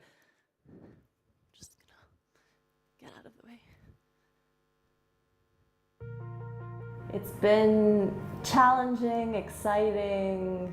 Heading the greenhouse has been such a great experience for me. When I first signed up, obviously you're a bit nervous. It's like you want to test something that you have no idea if it's going to work or not. The greenhouse gives you people and strategies and access to different tools to keep you on track and to keep you focused. I think one of the biggest achievements is that we ensured a great selection of startups. We're so entrepreneurial, it's so innovative, it's so exciting to come here. It doesn't feel like you're coming to work every day.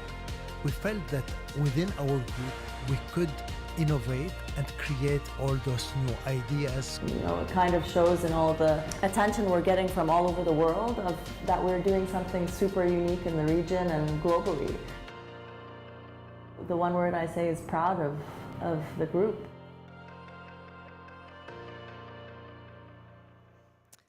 That's the greenhouse.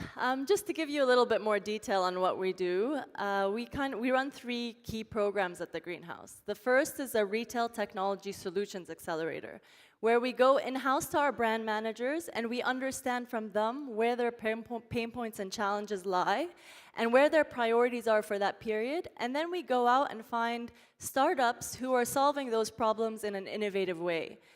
We then bring those startups to Dubai, and we work with them over a 3-month period where we pilot their technologies in one store or one brand, and understand we give them KPIs and understand whether those KPIs are actually showing traction. If they show traction, we sign deals with them, roll them out to more stores within that brand, more brands in that network, or more countries in our region. So that's the accelerator program. We have a program called Ibtikar, which means innovation in Arabic, where we ask people from the group to submit ideas that are relevant to our North Star vision, which I spoke about earlier. If they're selected to be part of the Ibtikar program, we take them out of their roles, we bring them to the greenhouse, and we give them funding, time off of their roles, and mentorship and access to our network over a metered funding kind of period to see the ones that have traction, we give them more funding and more resources, and the ones that don't, we kill them. And then we also, if they do get killed as startups, because we do believe in that start small, scale fast, or fail fast, we have roles for them in the organization after. They either take back the role that they left or they find other roles in the organization.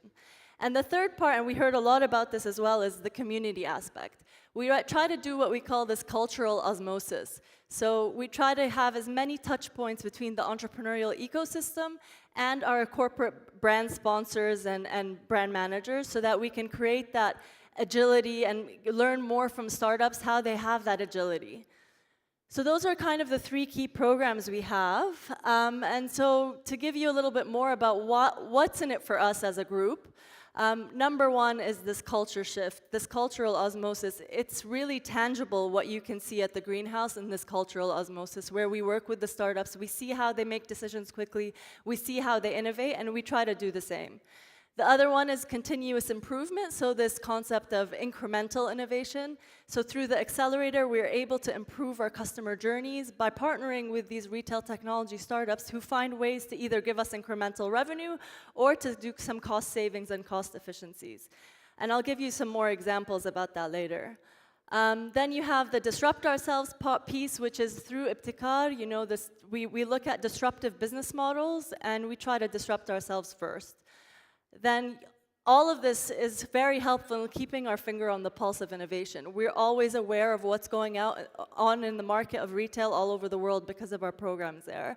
And finally, and not the least part, is this talent piece and this positioning ourselves as a very forward-thinking and innovative organization, which means we can retain talent better and we can attract, become a magnet for really great new style talent.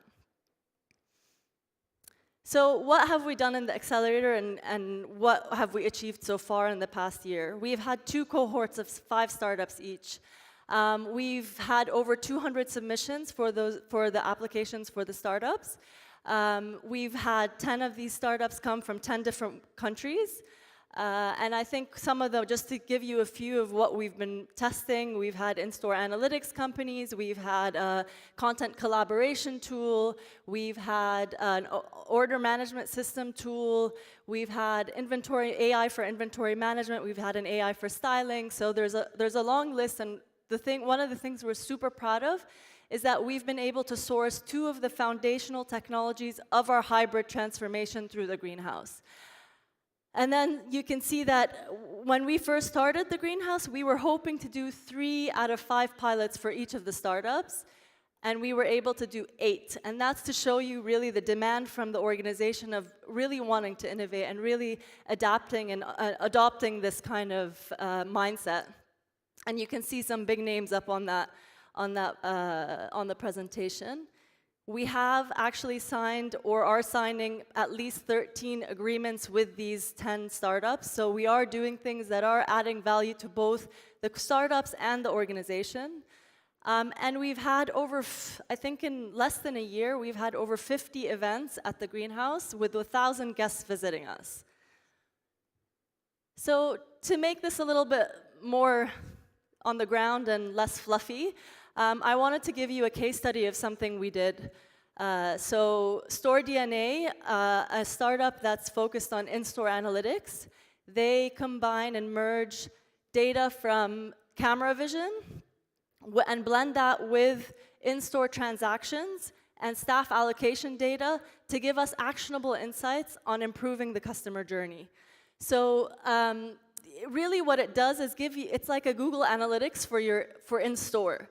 So we can very quickly test and understand certain changes in product placement and visual merchandising and staff allocation to then quickly see KPIs that allow us to make changes that are data-driven rather than based on intuition. So, you know, we've been doing retail for a very long time. So we have these conceptions of the way customers behave. Those behaviors change over time. Now we have tools that allow us to see very quickly what those behaviors are and what changes to the store actually add value and which ones destroy value. I think over the 3-month pilot, we looked at 3 different use cases: staff allocation, which I'll get a little bit more into detail later, visual merchandising, and storefront design. And the one thing I really wanted to talk about was you don't just get these tools that are standard. They're not just vendors, these startups. They work with us to really innovate. They understand our challenges, and they co-create products that actually customize solutions for what we need. So one of the things that Store DNA is working with us with is this tool that will predict the store staff rotas based on optimizing our conversion in store. So if we look a little bit closer into the staff allocation use case, they looked at the flow of customers at certain times and days, and they looked at the staff capacity, and they looked at conversion, and very quickly understood that where we had some misconceptions about when we should have the most staff in store, and so made small changes like giving the break of the staff on a different time, and changing some staff from weekdays to weekends, and that increased our conversion rate in only one store by 0.87 percentage points. So imagine what could happen if you take that small learning and apply it to our other 20 stores in that network. Very quick wins. The second one is this visual merchandising piece, which is really interesting, where we looked at the Tory Burch Dubai Mall store, and we have 3 different rooms in that store, where we quickly saw, again, that the engagement and product engagement in the second room was 2.5 times the first room. And so with a small change of the collections in room 1 and 2, they were able to quickly see a 27% increase in sales. And it's not the tool that actually increased our sales. It was the tool that allowed us to see within 2 weeks that there was an increase in sales, and so we could apply that learning to all of our other stores and really validate that that assumption is true. So we do some startup series, and this is, you can hear from the actual team on what we've done with Tory Burch and Store DNA. You can see a lot of these case studies online that we do. This is to help. I'm Urosh, and we are Store DNA, and we bring new generation analytics to the modern management of physical retail. We do this by delivering an intelligent software platform called Store DNA, which collects in-store shopper behavioral data by using surveillance networks and blends it with detailed economics of the retail network. So last time we spoke, we talked and defined 3 use cases for Tory Burch and Store DNA. So the first one was staff allocation, second one the product engagement, and last one the Windows store design, how we can improve and work on these three targets. Since end of November, we are looking at the staff allocation. We can talk per guest, per hour, weekdays or weekend. So we did first adjustments beginning of the month, beginning of April. We need to monitor this one end of April, beginning of May, and we'll make maybe other adjustments or other findings useful for the future. We focus on product engagement as we increased the sales by plus 27% on a display and the engagement. So maybe it's a good insight to use for the future, but we still need to monitor this one before any implementation. And the last one, I would like to talk about Windows design. So from the new collection in our store since February, we are just trying new display, new windows, and we are tracking this one for the first time, I would say, to see what is the most impactful. So the assumption we had, as many brands, is we need to push new collection at the entrance of the store to attract more people and increase our sales. But what we noticed with the display we did, the action we took, a mix of new collection and classical is more attractive, impactful, and generates at the end more sales and engagement. So we still need to track this one to prove it's a winning concept to implement maybe in other stores in the region. With Tory Burch, we are rolling out in more stores in the region, more concretely Kuwait, Bahrain, and Saudi Arabia, with stores that we chose based on the strategic targets. Namely, for some of them, we'll be driving more visitors to the stores, and for the others, we'll go directly to the conversion in the stores themselves. We're also kicking off with Lacoste, and there we are delivering a slightly adapted solution, which is basically plug and play and not necessarily analyzing the video feeds in the first phase. So that's the first case study. The second case study I quickly wanted to go over was what IntelliStyle and another startup called Shopee did with Dolce & Gabbana and Dubai Mall. So IntelliStyle is an AI for styling that you can integrate into different customer touch points. So you can recommend alternative products, lookbooks, etc. for the brand. So what we really wanted to do was we wanted to pilot with Shopee, which is a clienteling and a staff app. We wanted to integrate the AI in there so we could empower our staff to be like stylists. So we have a couple really strong stylists in Dolce & Gabbana who are quite expensive. You can't have every single frontliner be a stylist, but you can provide them with tools that can help them increase their average basket. It can help with conversion. So we had, when we spoke to the GM of Dolce & Gabbana, we were trying to scope out the pilot for the 3 months, and she came up with a list of 10 different use cases she wanted for the pilot. We had to pick 2, just so we could get them done within 3 months, and we worked on how we could reduce missed opportunities for items that were out of stock or items that weren't in the size of what the customer needed. And so we wouldn't lose those opportunities because we were able to give them alternatives in their product catalog that they could offer to the customer. The second use case was through understanding customer history, customer preferences, and being able to suggest lookbooks based on certain products that the customer was trying on, and therefore being able to upsell and cross-sell certain products with them. And our third cohort, which just kicked off, is about the store of the future, excuse the cliche, but Level Shoes, which is one of our most successful own concepts, is undergoing a transformation, and it's really going to be the pilot of our hybrid transformation. We're really prioritizing it and putting a lot of resources into transforming the brand over the next couple years. And this is just, some of the things we want to tackle in that. The greenhouse will tackle a part of the scope of the store of the future. We'll go out and find startups in each of the challenges. So, for example, buying optimization is one of the challenges. A wow in-store experience is one of the challenges. Improving efficiency of in-store ops is one of the challenges. We'll go out and find a few startups in each of those challenges. And then we'll do an assessment where we pick the best startup for that challenge, and we'll automatically get them to sign a deal with Level to work with us on this pilot. So Ibtikad is our other program, which is the in-house incubator. Again, we spoke about this earlier.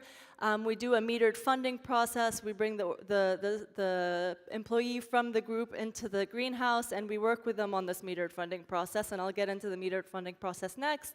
But they at least work with us for 3 months in testing their assumptions.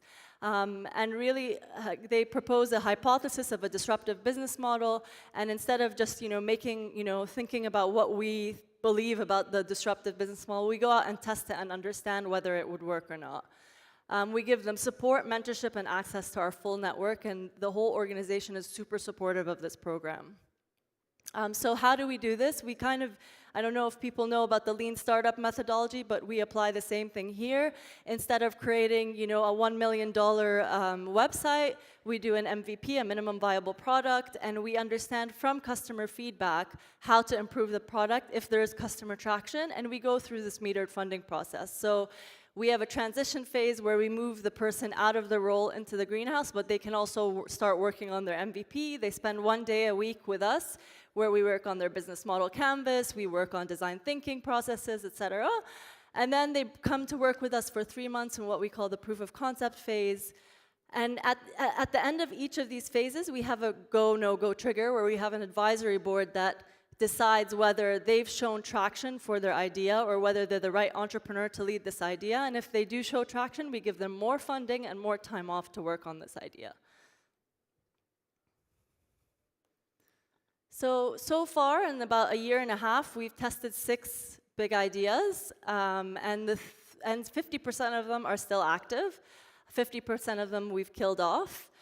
Where That, which has just raised its equivalent of a seed round with the group, is a data-driven personal styling service that sends boxes of clothing based on the data that they collect about you. U-Beaut is similar, but for beauty, where she sends a box with a sample and the full product, and you test them. If you like, you keep what you like, and you send back what you don't. And Sippy, which is a kind of mobile wallet for specialty coffee, and you get prepaid coffee plans, get a discount for your coffee plan. It sounds very off of what we do, but what we wanted to do was, Sippy was the guy who runs Sippy is a very good entrepreneur, and we wanted to make a role model out of him, but we're also trying to test out these, what we call wild cards. Some of the other business models that we've tested are a shoppable social network, circular fashion, so rentals, and some frictionless payment and loyalty. So here's a little video from Where That's founder. you can Hi, hear from her. everybody. I am Heidi Shara, and I am the founder of Wear That.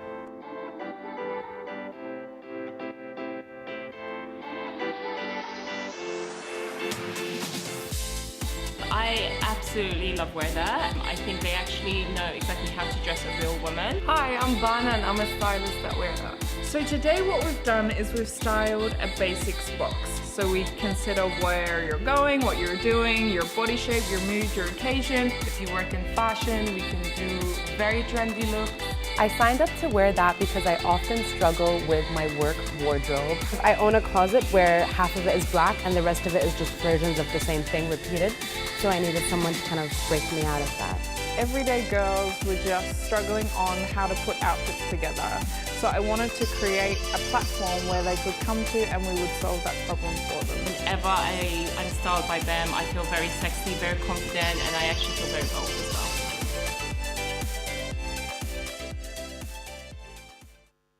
That's Wear That.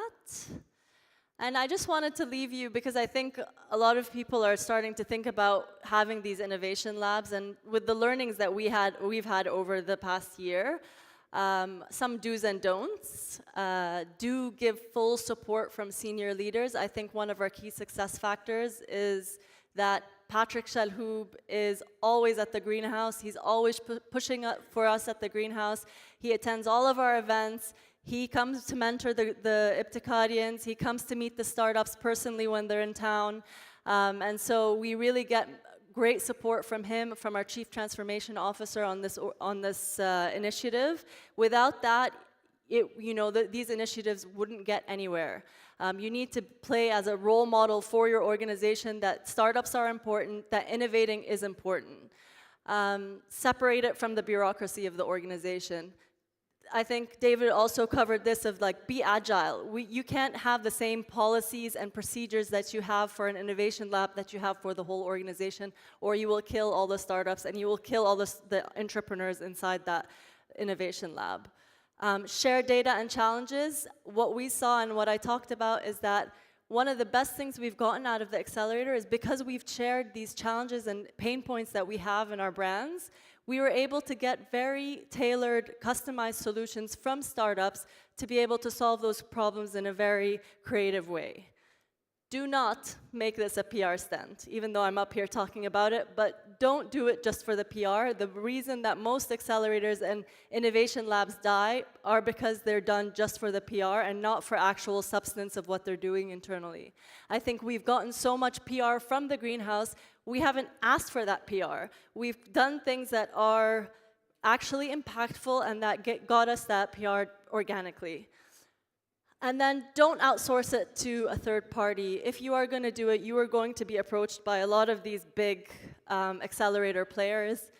I think it's important to outsource parts of it that you're not, that are not your core competitive advantage, but don't outsource it all.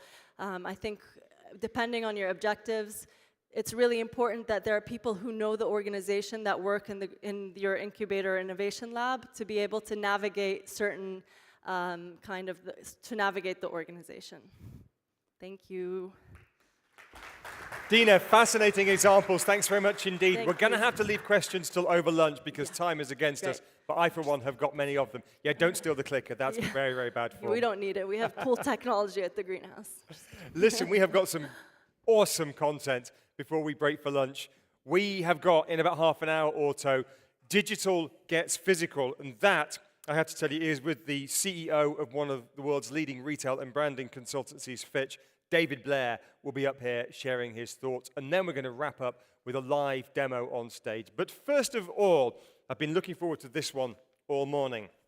Our next session is called this, Value Graphics, the end of demographic stereotypes, predicting and influencing behavior around the world using big data to detect what your customer wants. Now, our speaker is a best-selling author and founder of the Value Graphics database, the first statistically accurate measurement of what everyone in the world really cares about. He speaks to organizations internationally. His latest book, We Are All the Same Age Now, was chosen by Inc. magazine as one of the top leadership books of the year. Now, his work has transformed philosophical conversations about shared human values into empirical data.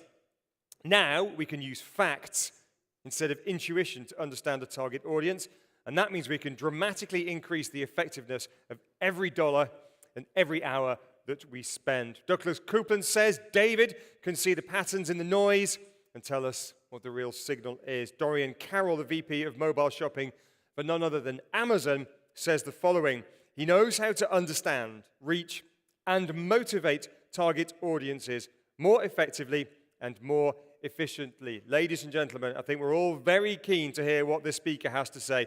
Let's welcome to the stage David Allison. Hi, Thank David. you very much. Hello. There's your weapon. Oh, there's my weapon. Everything that you can see right now, everything in this room, and everything you've seen since you woke up this morning started its life in the same way. In a boardroom with a small group of people sitting around asking themselves one simple question: who are we making this thing for? And the answer has always been about demographics, because we make everything in this world for people based on their age, their income, their gender, their marital status, the number of kids they have, their education. And that's the fundamental problem. There was a time when demographics were destiny, but those days are over now. We've moved past that. Today, thanks to the flattening forces of technology, we can all largely live however we like. Nobody really acts their age anymore. Gender doesn't entirely dictate how we behave. You can't pick a rich guy out on the street, and education isn't just for a handful of the privileged few. It's clear that we need a better way to understand each other in a post-demographic world. So we've gone and collected enough accurate data to earn a PhD several times over. 500,000 surveys now from 180 countries, 152 languages around the world that all tell us one simple thing: who are these folks out there, and what do they actually care about? What do they value? Because what we value determines what we do. Now, with this data, we can more powerfully predict and influence behavior than we've ever been able to before, which means we can build better products and services and brands and institutions and ideas. And along the way, what I'm most excited about is that we can build a better world too. Because it turns out that in order to change the world, the very first step is to just change the way we look at the world. And I'd like to start by talking to you about Bob and Sally. I had a marketing company that worked specifically in real estate development for about 10 years. We worked on shopping malls, we worked on office complexes, mixed-use developments, master planned communities, condo towers. And there was always a meeting at the beginning of every project where we sat in a boardroom with a small group of people and we talked about who are we building this thing for. And Bob and Sally are my code name for every target audience that we ever described.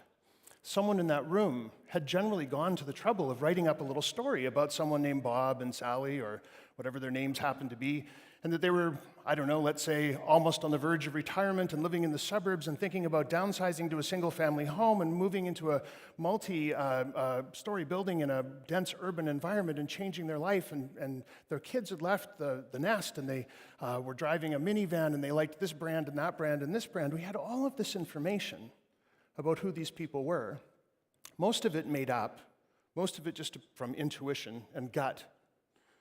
And then we would go out and spend millions of dollars trying to attract them to the project and sell them or lease them or rent them some space, whatever the end transaction in that particular situation might have been.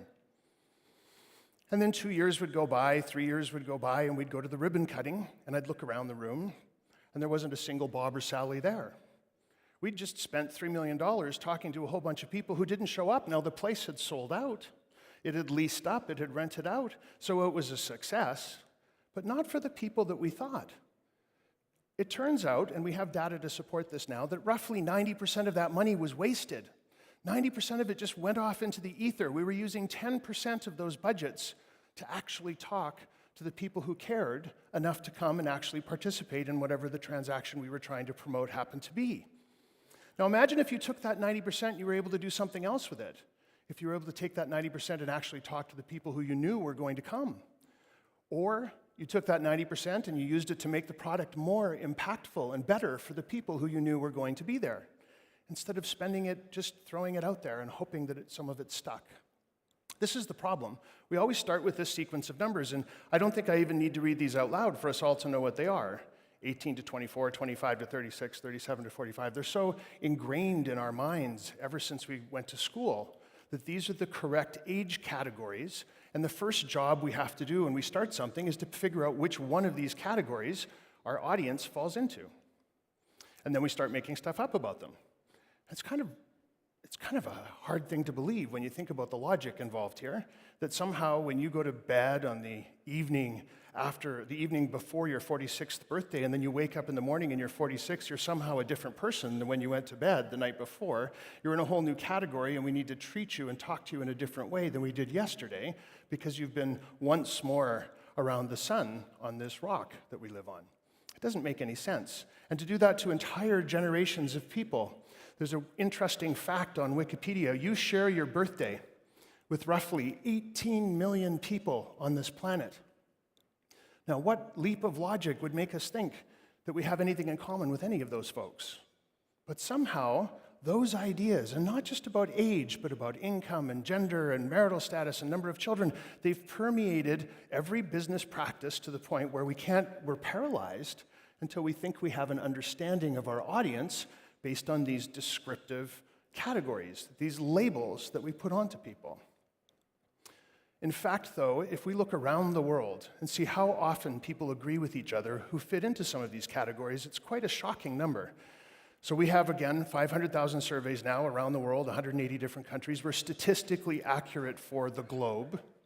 And if we just isolate, for example, people who fit into the baby boomer age category and test them against all 420 different things that we've measured, all 420 metrics in our data set about what people value, what they care about, what's important to them.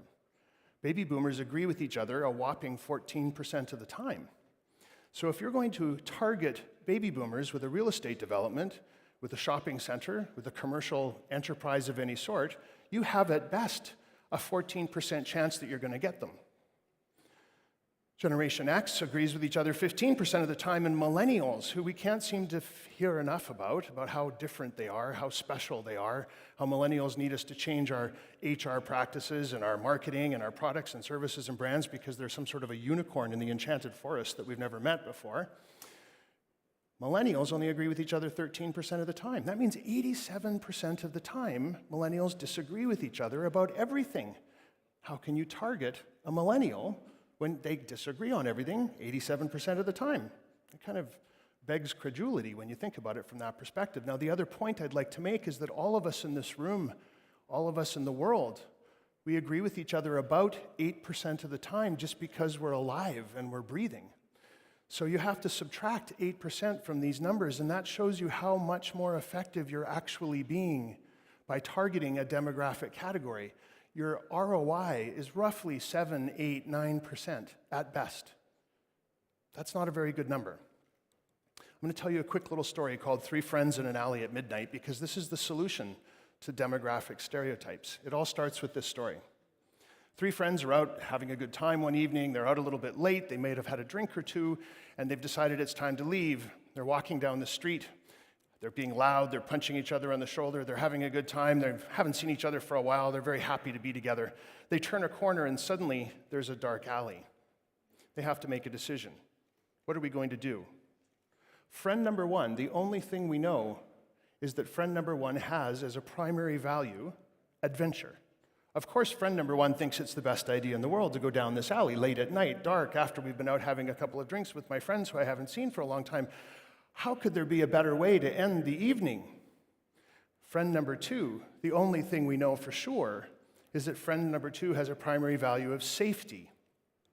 Going down this dark alley in the middle of the night after we've been out having a good time with my friends who I love dearly is not the last thing I want to do is go down that dark alley. Who knows what might happen when we go down? Let's go back to the bar where the lights are bright and we can call the police if we need to. Friend number 3, the only thing we know for sure is that their primary value is friendship. Doesn't care whether we go down the alley or go back to the bar as long as we do it together. because staying together and being friends is really what matters. Now, isn't it interesting that all three of those responses to that particular situation seem perfectly logical? I could argue any one of those. And not one of those people had to stop and say to themselves, am I male, female? Am I rich? Am I poor? Do I have an MBA? Did I go to school? Do I have kids? What's my education? None of that matters. The only thing that matters is what they value. If you know what someone values, you know how they're going to behave. Now, if we could do that for an entire target audience, what a powerful tool that would be. It's because of this one sentence. If you only think about one thing today when I'm finished, take this one sentence. What we value determines what we do. Our age does not determine what we do. Our income does not determine what we do. Our religion does not determine what we do. What we value determines what we do. So we have 500,000 surveys. We've measured 420 different things in 152 languages in 180 countries. By the way, that's a map of the internet that I threw up there. I think it's very fascinating to think that sort of network of neurons firing is really the way we run our world today. It's not just that this data is enormous, it's also that this data is arranged in a very, very particular way. If you're a statistician or a stats geek or you're trying to be cool with some stats friends, you can tell them that this database that you've heard about today is arranged in what the statisticians refer to as a random stratified statistically representative sample, which is kind of fun to say after you practice it a couple of times. It's a bit of a tongue twister the first time you say it. Really all it means, though, is that all the data is exactly proportionate to the real world. So we have the same number proportionately of men, women, rich, poor, south, north, east, west, all the ways that you can look at the real world. We have an exact miniature replica. So it means that the data that comes out of it is incredibly accurate. It's plus or minus 3.5% accurate, and we're 95% sure that it's only plus or minus 3.5% accurate. This is about 6 times more data and 6 times more rigorous than you need from a PhD from Harvard or any other university you care to mention. So let me tell you a little bit about what it does. Right now, we still have demographics as a tool to understand our audiences, and it works fine. Demographics is a great way for us to know that we're not talking to 18 to 24-year-old men who work in a grocery store when we're trying to sell them a $3 million penthouse. We still need to have some sense of the demographics because it helps us understand a little bit about who we're talking to, but not about how they behave and what they like and what will motivate them, and what triggers we need to pull in order to get them to change their behavior. Psychographics are another thing that people are very, very excited about. Psychographics include information about how you've behaved in a particular product category up until now. So my friend here who's staring at me intently in the front row, I'm going to take a wild guess and say you drink about 3 cups of coffee a day. That's a psychographic fact about you, not a demographic fact. But it doesn't tell me if I can get you to drink 6 cups, switch brands, get you on tea, get you off caffeine altogether, and get you on Red Bull every morning instead of coffee and a hot beverage at all. I don't know any of those things based on your demographics and psychographics. In order to know those things, I need to understand what your values are, and that's your value graphics. Now, here's that slide again, how much we agree with each other in these age categories, which, by the way, the same kind of numbers apply to gender, marital status, education, income, number of kids, all of those things. I just use age because it's an easy one for us all to identify with. So here's how much we agree with each other based on age categories around the world, based on all that data, plus or minus 3.5%. Here's how much we agree with each other if we start using values to understand and segment our audiences. That's about 8 or 9 times better. So that means that every dollar you spend trying to influence a target audience, instead of it only being worth instead of you only having a chance of getting 7, 8, 9% interaction and engagement with this audience, you now have 82, 81, 87%. You're getting a much, much higher ROI for every dollar and every hour that you spend trying to talk to a target audience. Now, there's nothing that you've had to buy. All I'm asking that you do is consider how you look at the world. Instead of thinking that demographics are somehow an indicator of behavior, realize they're not, that instead what matters is what people value, how they think about the world. That's how they make their decisions, whether they're going to go down that dark alley at night. That's really a decision about which shopping mall they're going to go to, which store they're going to patronize, how many pairs of shoes they're going to own, and how they're going to make decisions to get to that end result. It's about 8 times more agreement, 8 times more influence, if you will, that you can have over your target audience by simply shifting the way you think about them. Now, I've gone and done a specific report today. I only get to skim over the top of this. There's more information to be had if anyone's interested. But I'm going to tell you a little bit what I've discovered about Middle East mall patrons. So what we've done is gone and built what I call the Value Graphics report on Middle East mall patrons. These are the highlights. And I want you to know that notes are optional. When I'm finished today, I'm going to give you a place you can go online, enter a password, and every slide I've just shown you and all the ones I'm about to show you, you can take them and use them however you'd like to use them. So sit back, relax, and let me tell you a little story about what we know about Middle East mall patrons. The way we do this is we start with what we call an unlocking survey. So we found 1,850 people in the region who said to us that they are either currently patrons of a particular mall or they have been to a mall. So these are mall-favorable people. These are folks who understand what a shopping center is all about. Some of them, not so favorable. Some of them, we call them non-visitors. They really only go if they absolutely have to. Others, very, very excited about going to the mall. So we've looked at both groups and we're comparing what their values are, how they decide whether or not they're going to go down that back lane. And this is what we've learned. The visitor profiles fall into these 3 categories, what I call necessitists, experiential loyalists, pure loyalists. What's interesting to know about these 3 groups, I'm going to tell you a couple quick things about them. It breaks up as 31%, 24%, and 20%.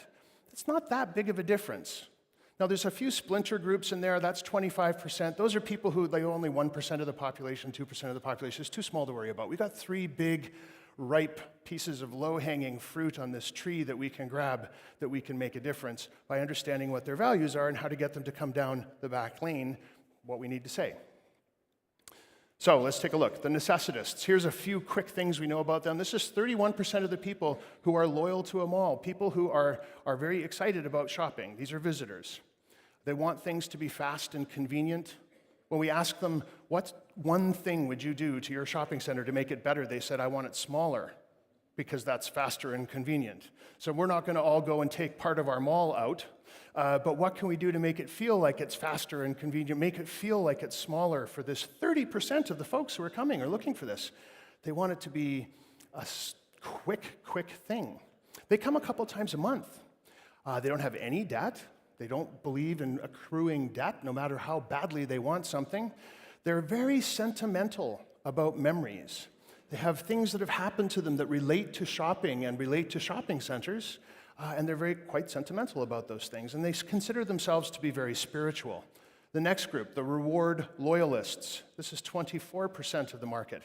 Now, they're loyal for a very interesting reason. We find loyalty appears with different things attached to it. People will be loyal because of just a belief that it's what people do. We are loyal. That's what we should do as humans. Other people are loyal because they believe people deserve their loyalty. So this group is loyal because they've had some past experience that has engendered that loyalty. Knocking them out of that pathway will be quite difficult. They're very loyal to this memory of something wonderful that happened to them at this particular mall that they like going to. So we have to create more memories for them if we're going to try and steal share from one mall and get it over to get them shopping at somewhere else. It isn't just about the transaction. It's about the memories that we create while that transaction happens.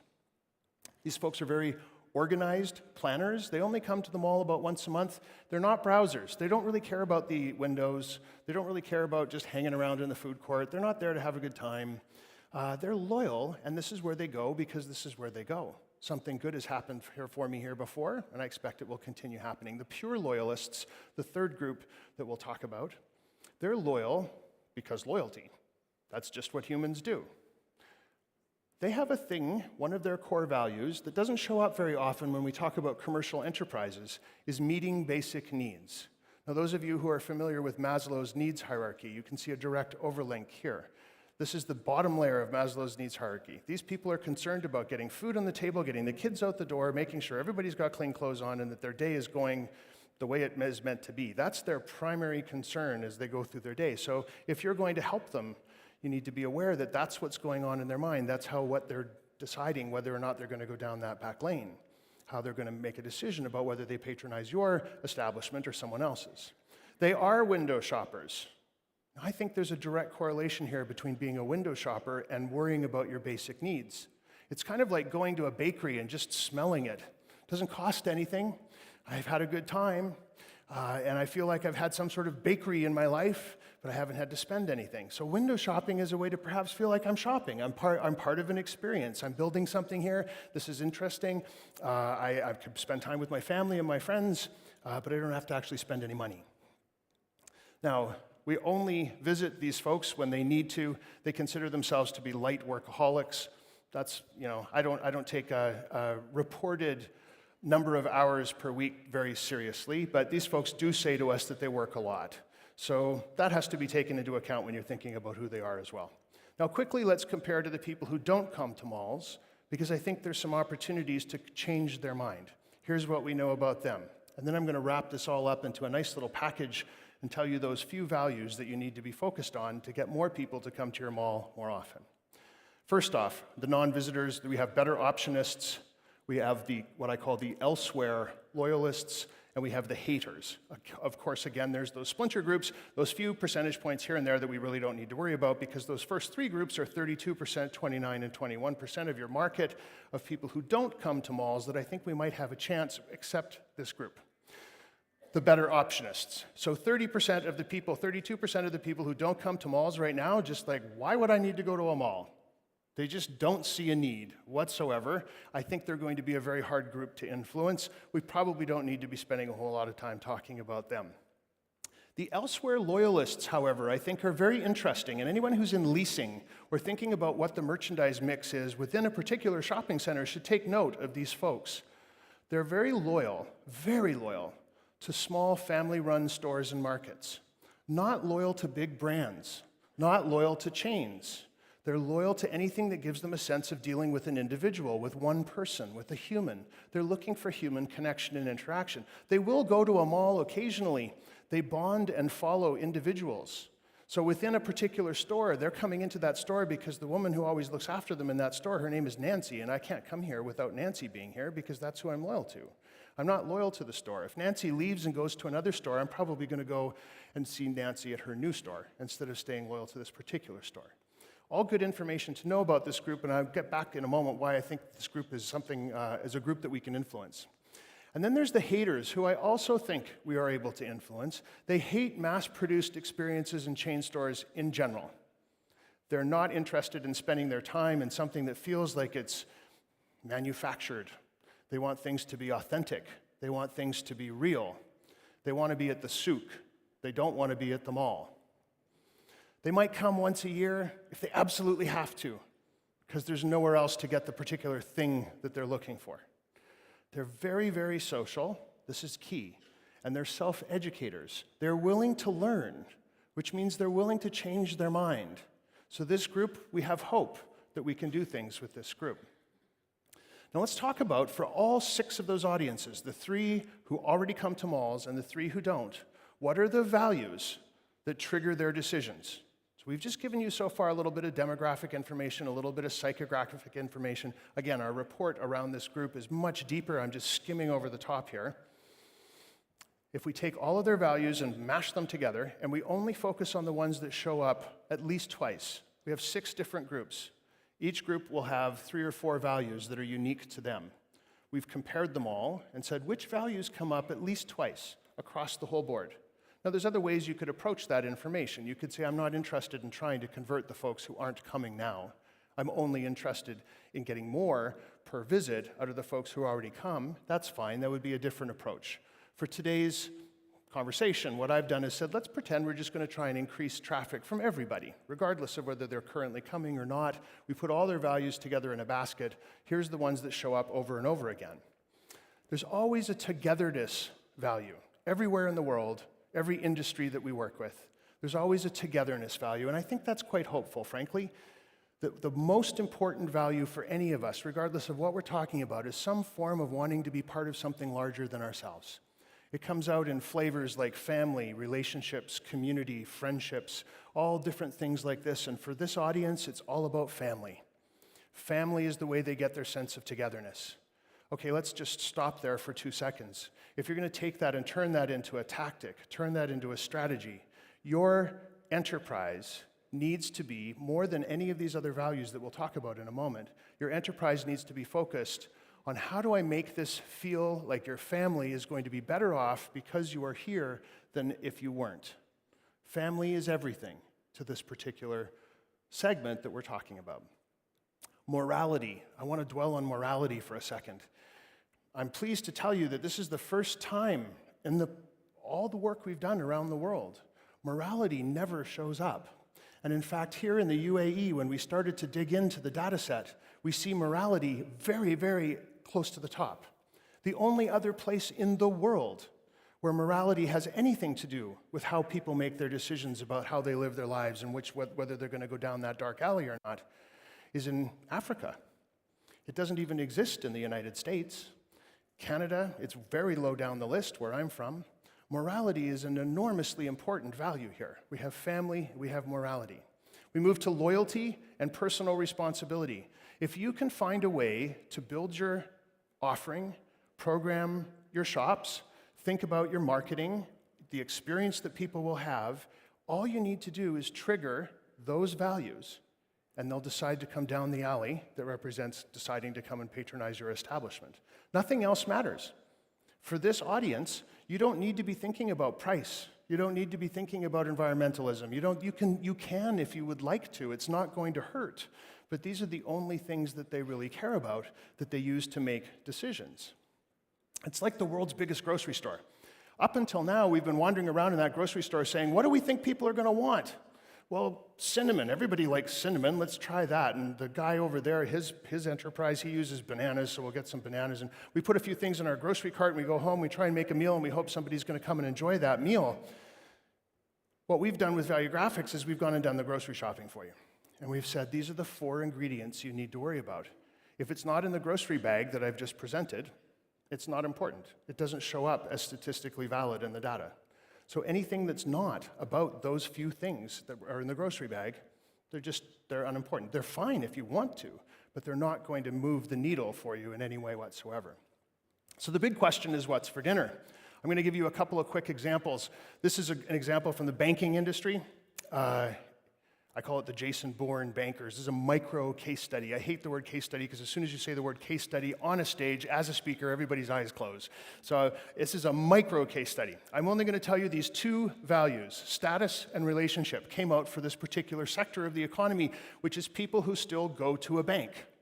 Now this is North American data, but I think it holds true just as a case study, an example of how this stuff works. We found out from our methodology that status and relationships are the 2 most important things for this particular audience. When they go to the bank, they want to feel like Jason Bourne. They want to have a retinal scan and a fingerprint, and they want to have tellers behind bars, and they want columns, and they want a black and white checkered floor. They want it to feel important, even if they're just going to pay their hydro bill. They want to feel like this is an important moment. They want to get up. They're out with their friends after work, they want to stand up and say, listen, I got to go. I have to do my banking. And their friends will say, wow, they're going to think this to themselves. That sounds important. There must be masses of money moving from one account to another, somewhere on a Swiss bank or an island or something like this. Now, in North America, I'm not sure what the banks are like here, but there's one particular bank in North America called Capital One Savings.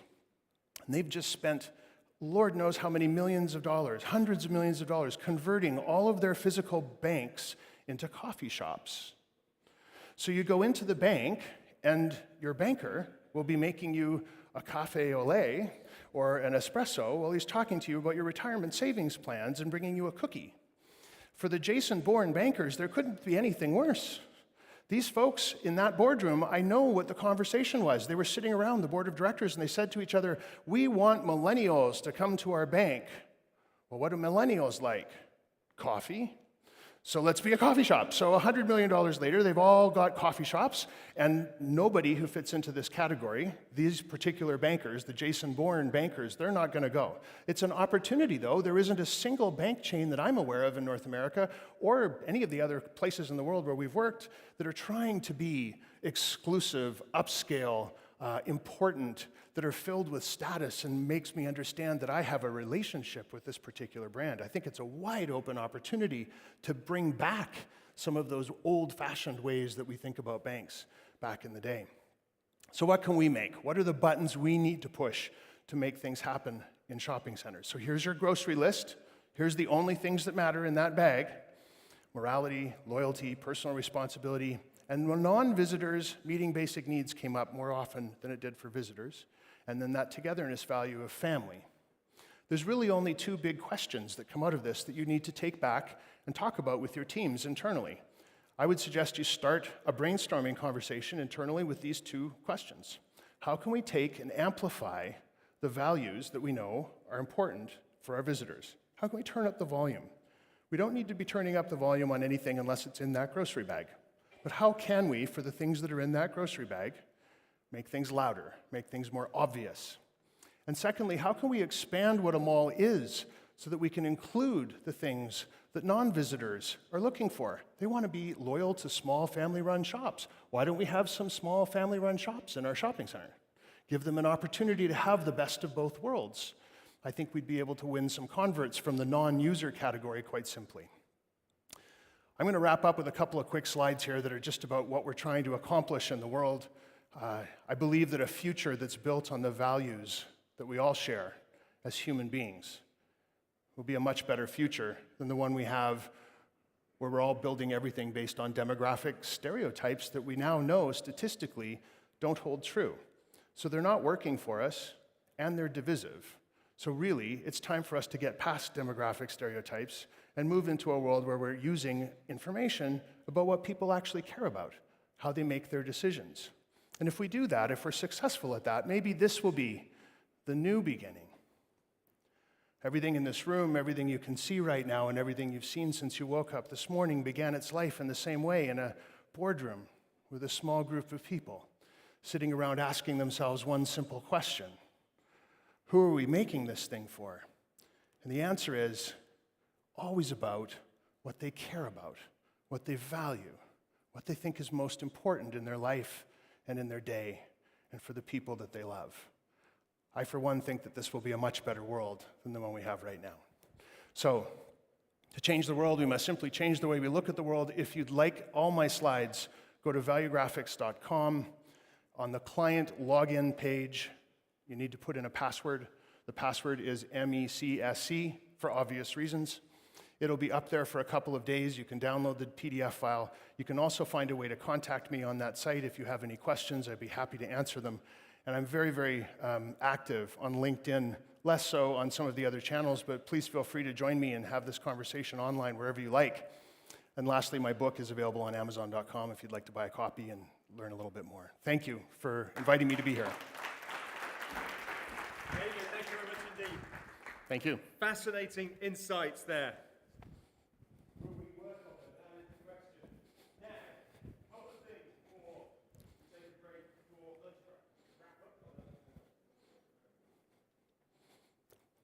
That's better, isn't it? Right. We have got a live demo coming up very, very shortly, looking at how we can use fairly simple communication technologies, WhatsApp, WeChat, Telegram, to engage with our audiences. But before that, our final presentation today, the title is Digital Gets Physical, from the World Wide Web to the big wide world. And our speaker is, I would argue, uniquely qualified to deliver this presentation. He is the global CEO of Fitch, which I'm sure needs little introduction to people in this room, but I will give it one anyway. It's, in simple terms, a retail and branding consultancy. On its website this morning, it told me that they have 400 people, 15 studios in 9 countries. And I think this is important. The kind of clients that they're working with are not only advising, but learning from. In the last 5 years, we have worked for 50% of the Forbes top 100 most valuable brands. Ladies and gentlemen, please join me in welcoming to the stage David Blair. Thank you very much. Hi, David. Thank you. Thank you. There you go. Thank you very much. Thank you. That was a great introduction, and it's great to be here, so thank you very much for having us.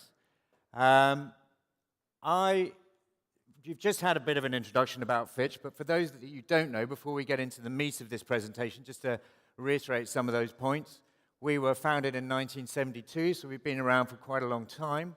For agencies of our type, we're significantly global and significantly sized, so 15 studios in 8 countries, 400 people, as you just heard, and we're part of the WPP group, which enables us to have a bigger network. When we talk about ourselves at Fitch, we talk about designing the future. This is something we believe very strongly in and something that permeates everything we do, whether that's designing the future of automotive, whether that's designing the future of grocery stores, whether that's designing the future of malls, which is really what we'll be talking about today.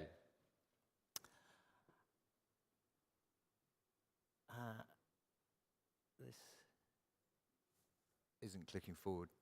Okay, and our capabilities cross from many different segments, from our heritage in retail design and architecture to what we now call retail transformation, obviously moving just not away from bricks and mortar, we still do plenty of that, but into thinking about the omni-channel world through to brand design. And what we'll be focusing on today is a great example of innovation design, which I know people have been speaking about quite a bit this morning.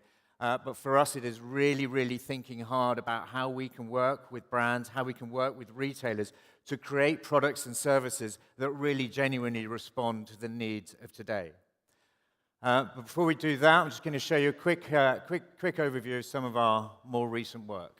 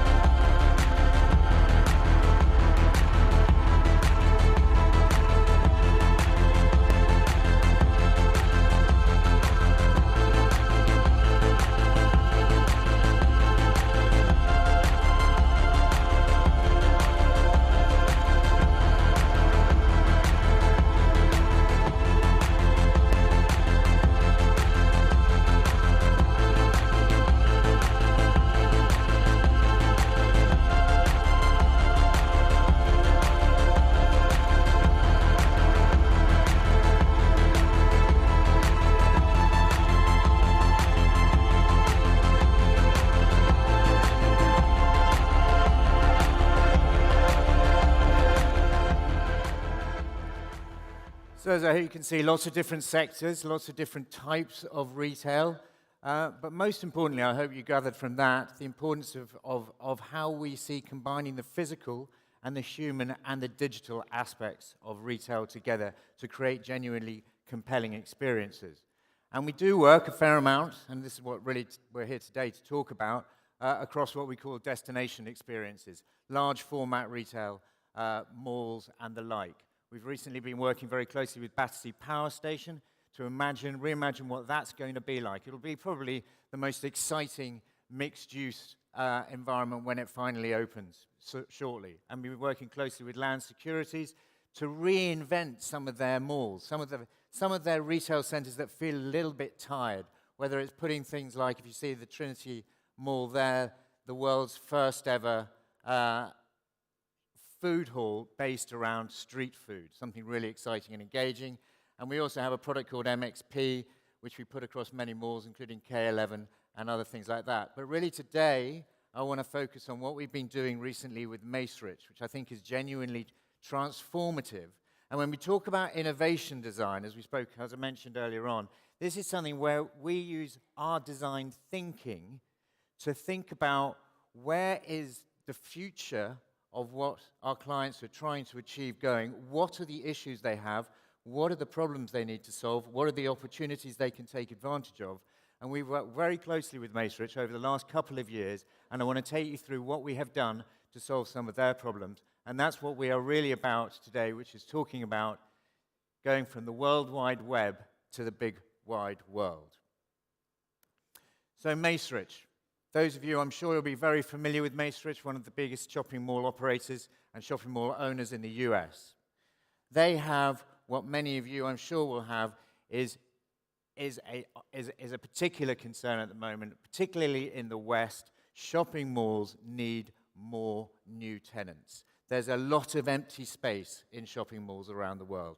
Thinking about how do we contract them, thinking about how do we put different things into them, but there are other ways of looking at it. We also know that semi-permanent retail is no longer just a fad, something, everybody was talking about pop-up stores here, pop-up stores there, building a little bit of excitement for a short amount of time. It's no longer a fact, it's the future. It's the way people want to operate within the retail space. They want to be able to be agile. I've heard that word mentioned a few times here. Retailers need to be agile, and they need to test and learn. And we also know that online retailers want physical experiences. They want physical experiences for a number of reasons. One, physical retail is still where most retail transactions are made globally at the moment. So that's an important place for online retailers to attract new consumers, new customers, and new loyalty. Also, they know that if they have a physical space, they will enhance their online acquisition of customers in the nearby surrounding environment. So they know and they want physical experiences. They do not, many of them, understand retail from a traditional bricks and mortar point of view. Somebody spoke about Amazon. Obviously, Amazon are learning it. They've bought Whole Foods. They've created Amazon Go. They've picked it up. They're of a scale that they're able to do that. But we're talking more about general online retailers who do not understand physical retail. And in many ways, they'd really rather not have to learn about it. It is a very complex thing, as many of you will know, to understand, get to know, and get right. And they particularly want to move at the pace that they are used to. So we are now talking about online retailers. The opportunity that we have empty space in shopping malls, premium empty space in shopping malls, and online retailers who really, really, really want to get into the physical space, but they don't want to have to do it the way that traditionally, retailers have had to go about their business. So that's the big opportunity for a company like Macerich. But it typically takes 12 to 18 months to set up a physical retail operation. And then that's before you even get to really roll it out. Online retailers aren't interested in those sort of timescales. They're interested in quick access, quick results. In the same way that as a physical retailer, you want to have an e-commerce presence, you are able to go online through a marketplace or wherever it might be, online through a portal, and set up an branded e-commerce operation very, very quickly.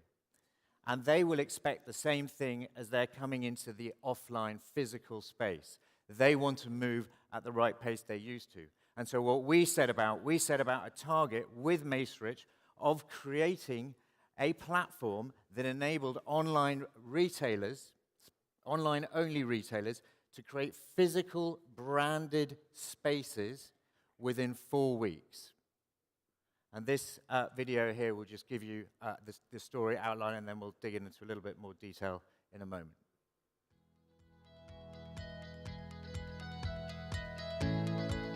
As a digitally native brand, you've built your business pixel by pixel. Online, you have all the tools to succeed, but your success doesn't have to stop at the screen. Physical retail can fuel your brand's growth, helping you create new and deeper brand experiences. But the path to physical retail requires a lot. You'd typically navigate through a web of complexity to open your store. Finding the right space, negotiating a lease that isn't too long or too costly, getting permits, designers, and contractors, and that's just the opening. Add setting up store operations, security, store analytics, and the complexity multiplies. That's where we come in. Meet BrandBox by Macerich, the all-in-one service and solution helping brands open physical stores. BrandBox makes launching a physical retail experience simple. With short-term leases, a simplified design and build-out process, and help every step of the way, BrandBox helps your brand thrive in both the digital and physical domains. Here's how it works. You're paired with a BrandBox Success Manager, who gets to know your brand's goals, then guides you through a tailored process. As a Macerich company, BrandBox gives you access to Macerich's best properties, incredibly profitable shopping centers with stellar co-tenancy. We'll fit you with the perfect lease, a time period giving you the runway to test and learn how your brand performs in real life without locking you into something too long-term. We've also made design and build-out easy and cost-effective. We'll connect you with experts to bring your brand to life using BrandBox's flexible fixtures.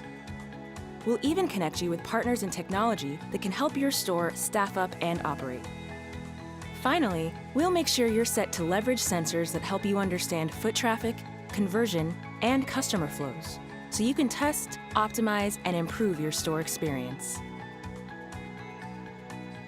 Get ready to take your brand beyond the screen with BrandBox, taking digitally native brands from pixel to physical.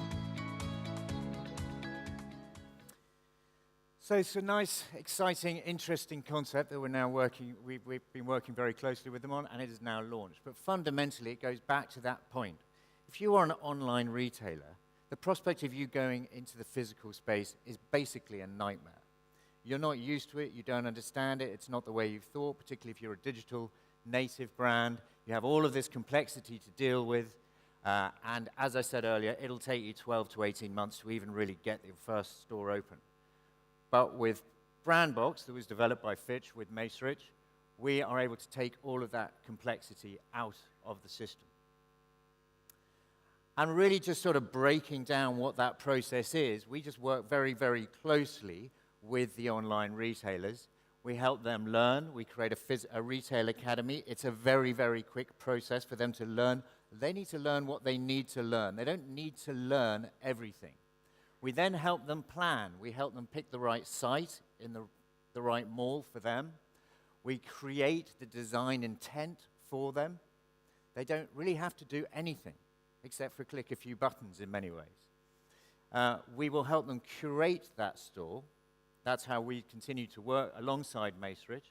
We will then put that store through to design, and we will create the whole experience for it. We will then get that store built for them, get that store fully branded for them. We can even take on and hire the employees for that store for them, and we will help them run that store, make sure that they understand that store, and make sure that they have the analytics, the sort of analytics that they're already used to when they are running their own online businesses. What sort of traffic are they getting? Where are the best places? What's working, what's not? How to make it run more efficiently. As I said, we've been involved with Macerich every step of the way, from creating the brand, all of the guidelines, through to the entire digital design, through to the whole of the retail design, creating different formats for them, doing the architecture, making sure that we can get to construction documents straight within this 4-week period, creating all the educational content for them, and as well making sure that we understand the brand strategy of these online retailers so that their brand is interpreted within the physical space of the Macerich malls in a way that is relevant to their own clients and is very much personal and differentiated to them as their own experience online is. So that's just an example of the branding that we've been doing with them. And again, then going into the sort of the more digital. So if you go to brandbox.com, you will find that it is just a portal that you can easily go into. A few clicks, and you are completely understanding what you're doing. And it is deliberately set up to, as I say, make setting up a physical space as easy as it is to set up an e-commerce site online. So really exciting innovation side. We keep it very simple for them. We only offer 3 formats: the full shop, the showroom, the guide show. They fit into specific areas within the mall. And they're easily adaptable. So this is the blank canvas, fully spec'd, fully architectural drawings, all of the GFCs, good for construction drawings complete. And that's what one brand might look like in it. Here's another brand, same space, but different sort of experience, different layout, all very modular, all very, very simple to implement. Another space showing that how you can even begin to divide the spaces up and keep it again modular. But again, the experience is changing each time for the brand. And we're able to get these spaces set up, as I said, very quickly and very efficiently for them.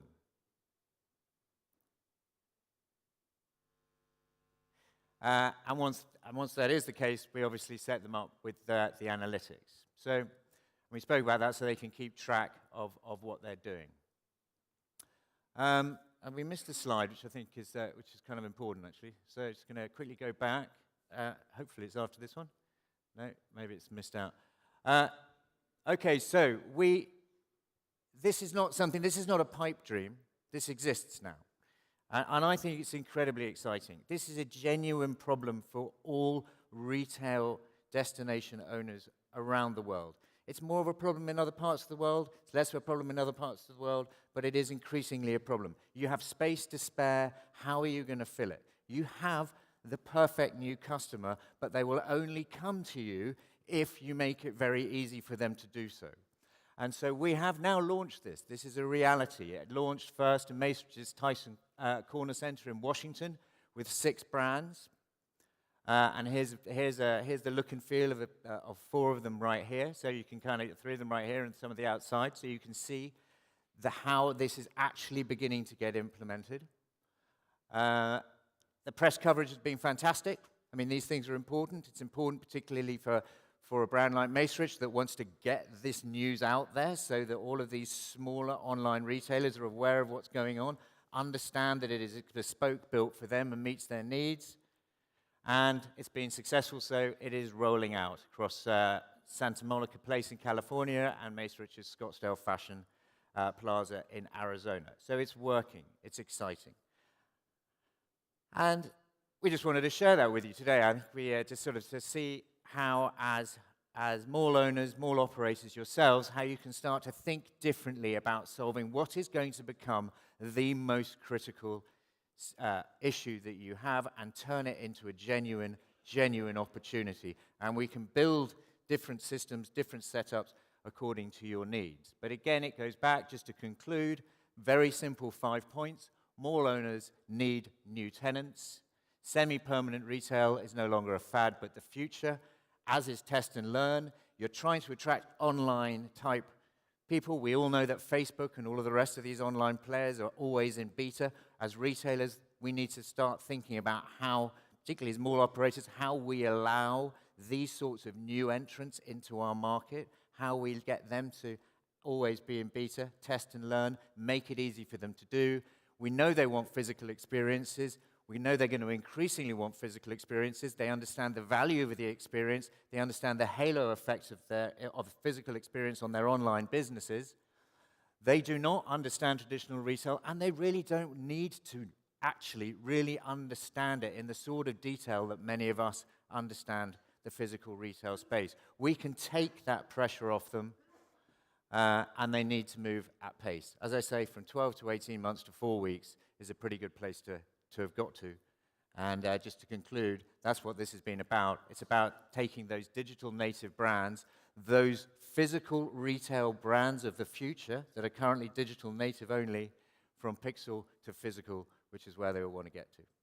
So just wanted to share that with you today. So thank you very much. And I hope we're not too late for lunch, but thank you. David, thank you very much indeed for that fascinating insights. I'm sure a lot of mall owners will take that advice on board, even if they don't necessarily want to hear it. But I guess it's your job as a consultant to tell people what they need to know rather than what they want to know, isn't it? Yeah, absolutely. You've fought that battle many times before. David's going to be around for a little while if you've got any comments or questions for him. We're going to wrap up now, and I'm excited about this, with a demo and a demonstration on what I would simply call AI chatbots. And I'm belying my ignorance by using such vernacular terms.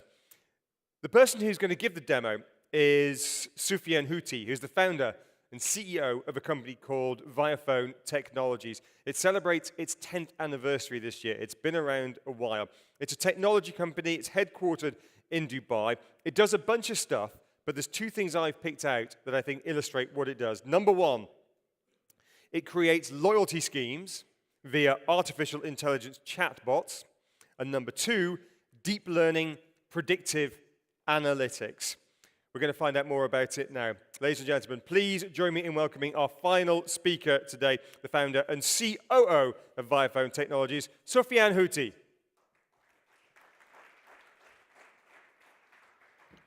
Thank you, Richard. Thank you for the nice introduction. Hi, everyone. I have a quick question. Do you know where your customers are 3 hours a day? Does anyone know where customers are 3 hours a day? Sorry? WhatsApp, right? Exactly. So 94% of the UAE population is on WhatsApp, active on WhatsApp and spend about 3 hours a day on WhatsApp. So it is the communication channel where you would like to reach your customers. So I'd like to show you the customer experience for a shopping mall from the the onboarding all the way to the engagement with your customer. So basically, I'm now on the 360 Mall based in Kuwait. All right. And this is the web page. Okay, you can see it's the normal web page. So this artificial intelligent chatbot could be accessed from multiple channels. All of the social media channels. As we're saying, WhatsApp is key. It's important. But also on your front page, you should be able to chat with it from the website.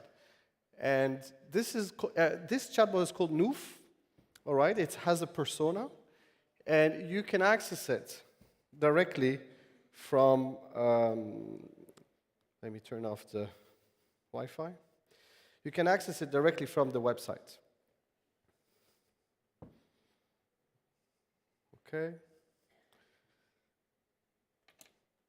It's a little bit slow today up here, apparently. Okay, so this is Noof talking to me and communicating with me directly on the website chat, on the website, right? Another way to access Noof is directly through those channels. So 360 Mall is right now connected from website chat, Facebook Messenger, and WhatsApp. I'm going to go ahead and click WhatsApp. It opens directly my WhatsApp page. Sorry, a lot of notifications. And it goes with a pre-filled hi in this case. You could put anything you wish. I'm going ahead and send this hi. So it recognizes me because I already talked with Noof. It welcomes me back, and then it tells me, okay, what are you interested in? I'd like to see shops. So to be honest, I have, no, I asked for something else. Okay, coffee shops, great. Let's have a look at coffee shops. So here it shows you all of the different concepts that are at 360 Mall in terms of coffee shops. You can find out about the location, you can call them, whatever different options that you desire to show to your customer. Now, there are many. All right. Okay, so it stops at 7, so you can keep on showing more. It's the best practice of WhatsApp. Okay. Now, I would like to ask about, let's say, what I'm craving right now. And to be honest, I'm craving sushi. So I can go ahead and say, I'm craving sushi. Do you have a Japanese restaurant?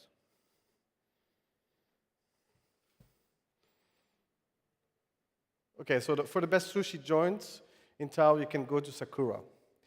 Now, I have an issue, let's say. I go back to my car and I see that I have a flat tire. Now, I go back inside of the mall and I really don't know what to do. So instead of going and running around, I'm going to go ahead and say, I have a flat tire, I need assistance. This is one of the best options that, or features that 360 Mall has. So we'd be more than happy to help you with your flat tire by facilitating air compressor.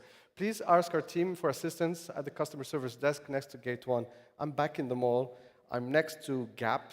I don't know where is, or actually I'm next to La Vie en Rose. I don't know where is Gate 1, right? So I could say, where is Gate 1? Okay, there you go. So yes, I do want the directions. So where am I located? So I could say Gap or anywhere, so I'm going to say Gap in this case. Then instantly it shows me, here's the direction, click on the link, and via an integration that we've done with the 360 Mall navigation map, we are able to show the navigation.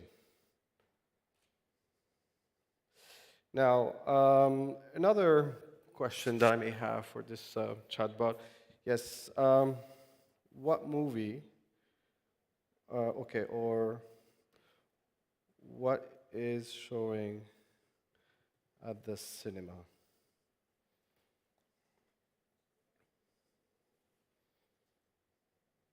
Right, it gives me that 360 Mall has Cinescape.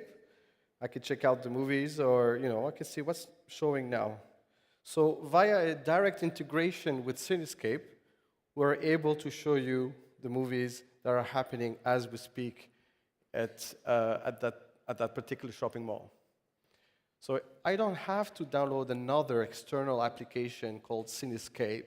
I don't have to go to another website and start searching. I could do everything at my fingertips on WhatsApp. All right, let me show you another shopping mall. So this is another shopping mall in Italy called Ennos. It's part of the IKEA group. And when it welcomes me, it asks me a couple of questions. So let me go back and try this chat again. So welcomes me, all right. Shows me the brand, and then asks me to choose a language. Well, I don't speak Italian, so it's going to be easy. I'm going to choose English. All those preferences are saved in the backend. So now it knows that my preferred language is, in fact, English. This text is a bit too much, but the reason is, in Italy, you have to be following the GDPR compliance.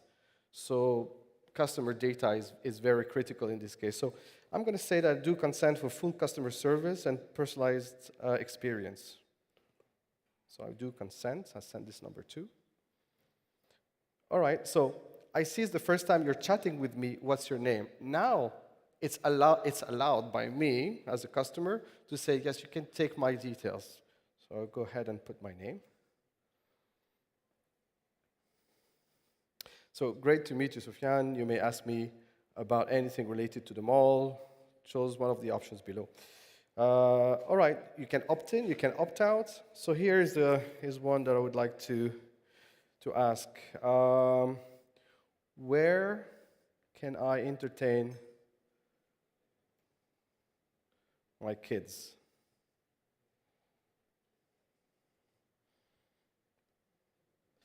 It gives me the option of whether you wish to have fun or recharge. We offer an area of family services. Now, I'd like to check out the free kids area. So discover free kids area for little ones. I'll check El Nos Jr. in this particular case. And it gives me the special Halloween party that is about to happen.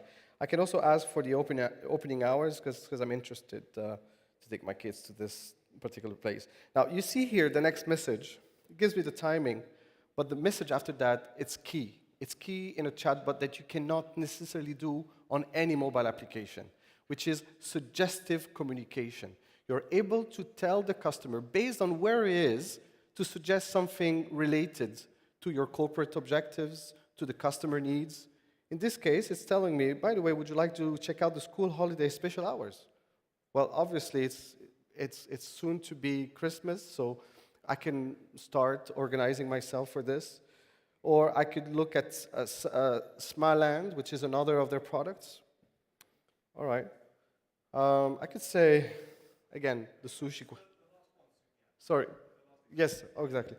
So I'm craving sushi again. So I'm craving sushi. Do you have a sushi restaurant?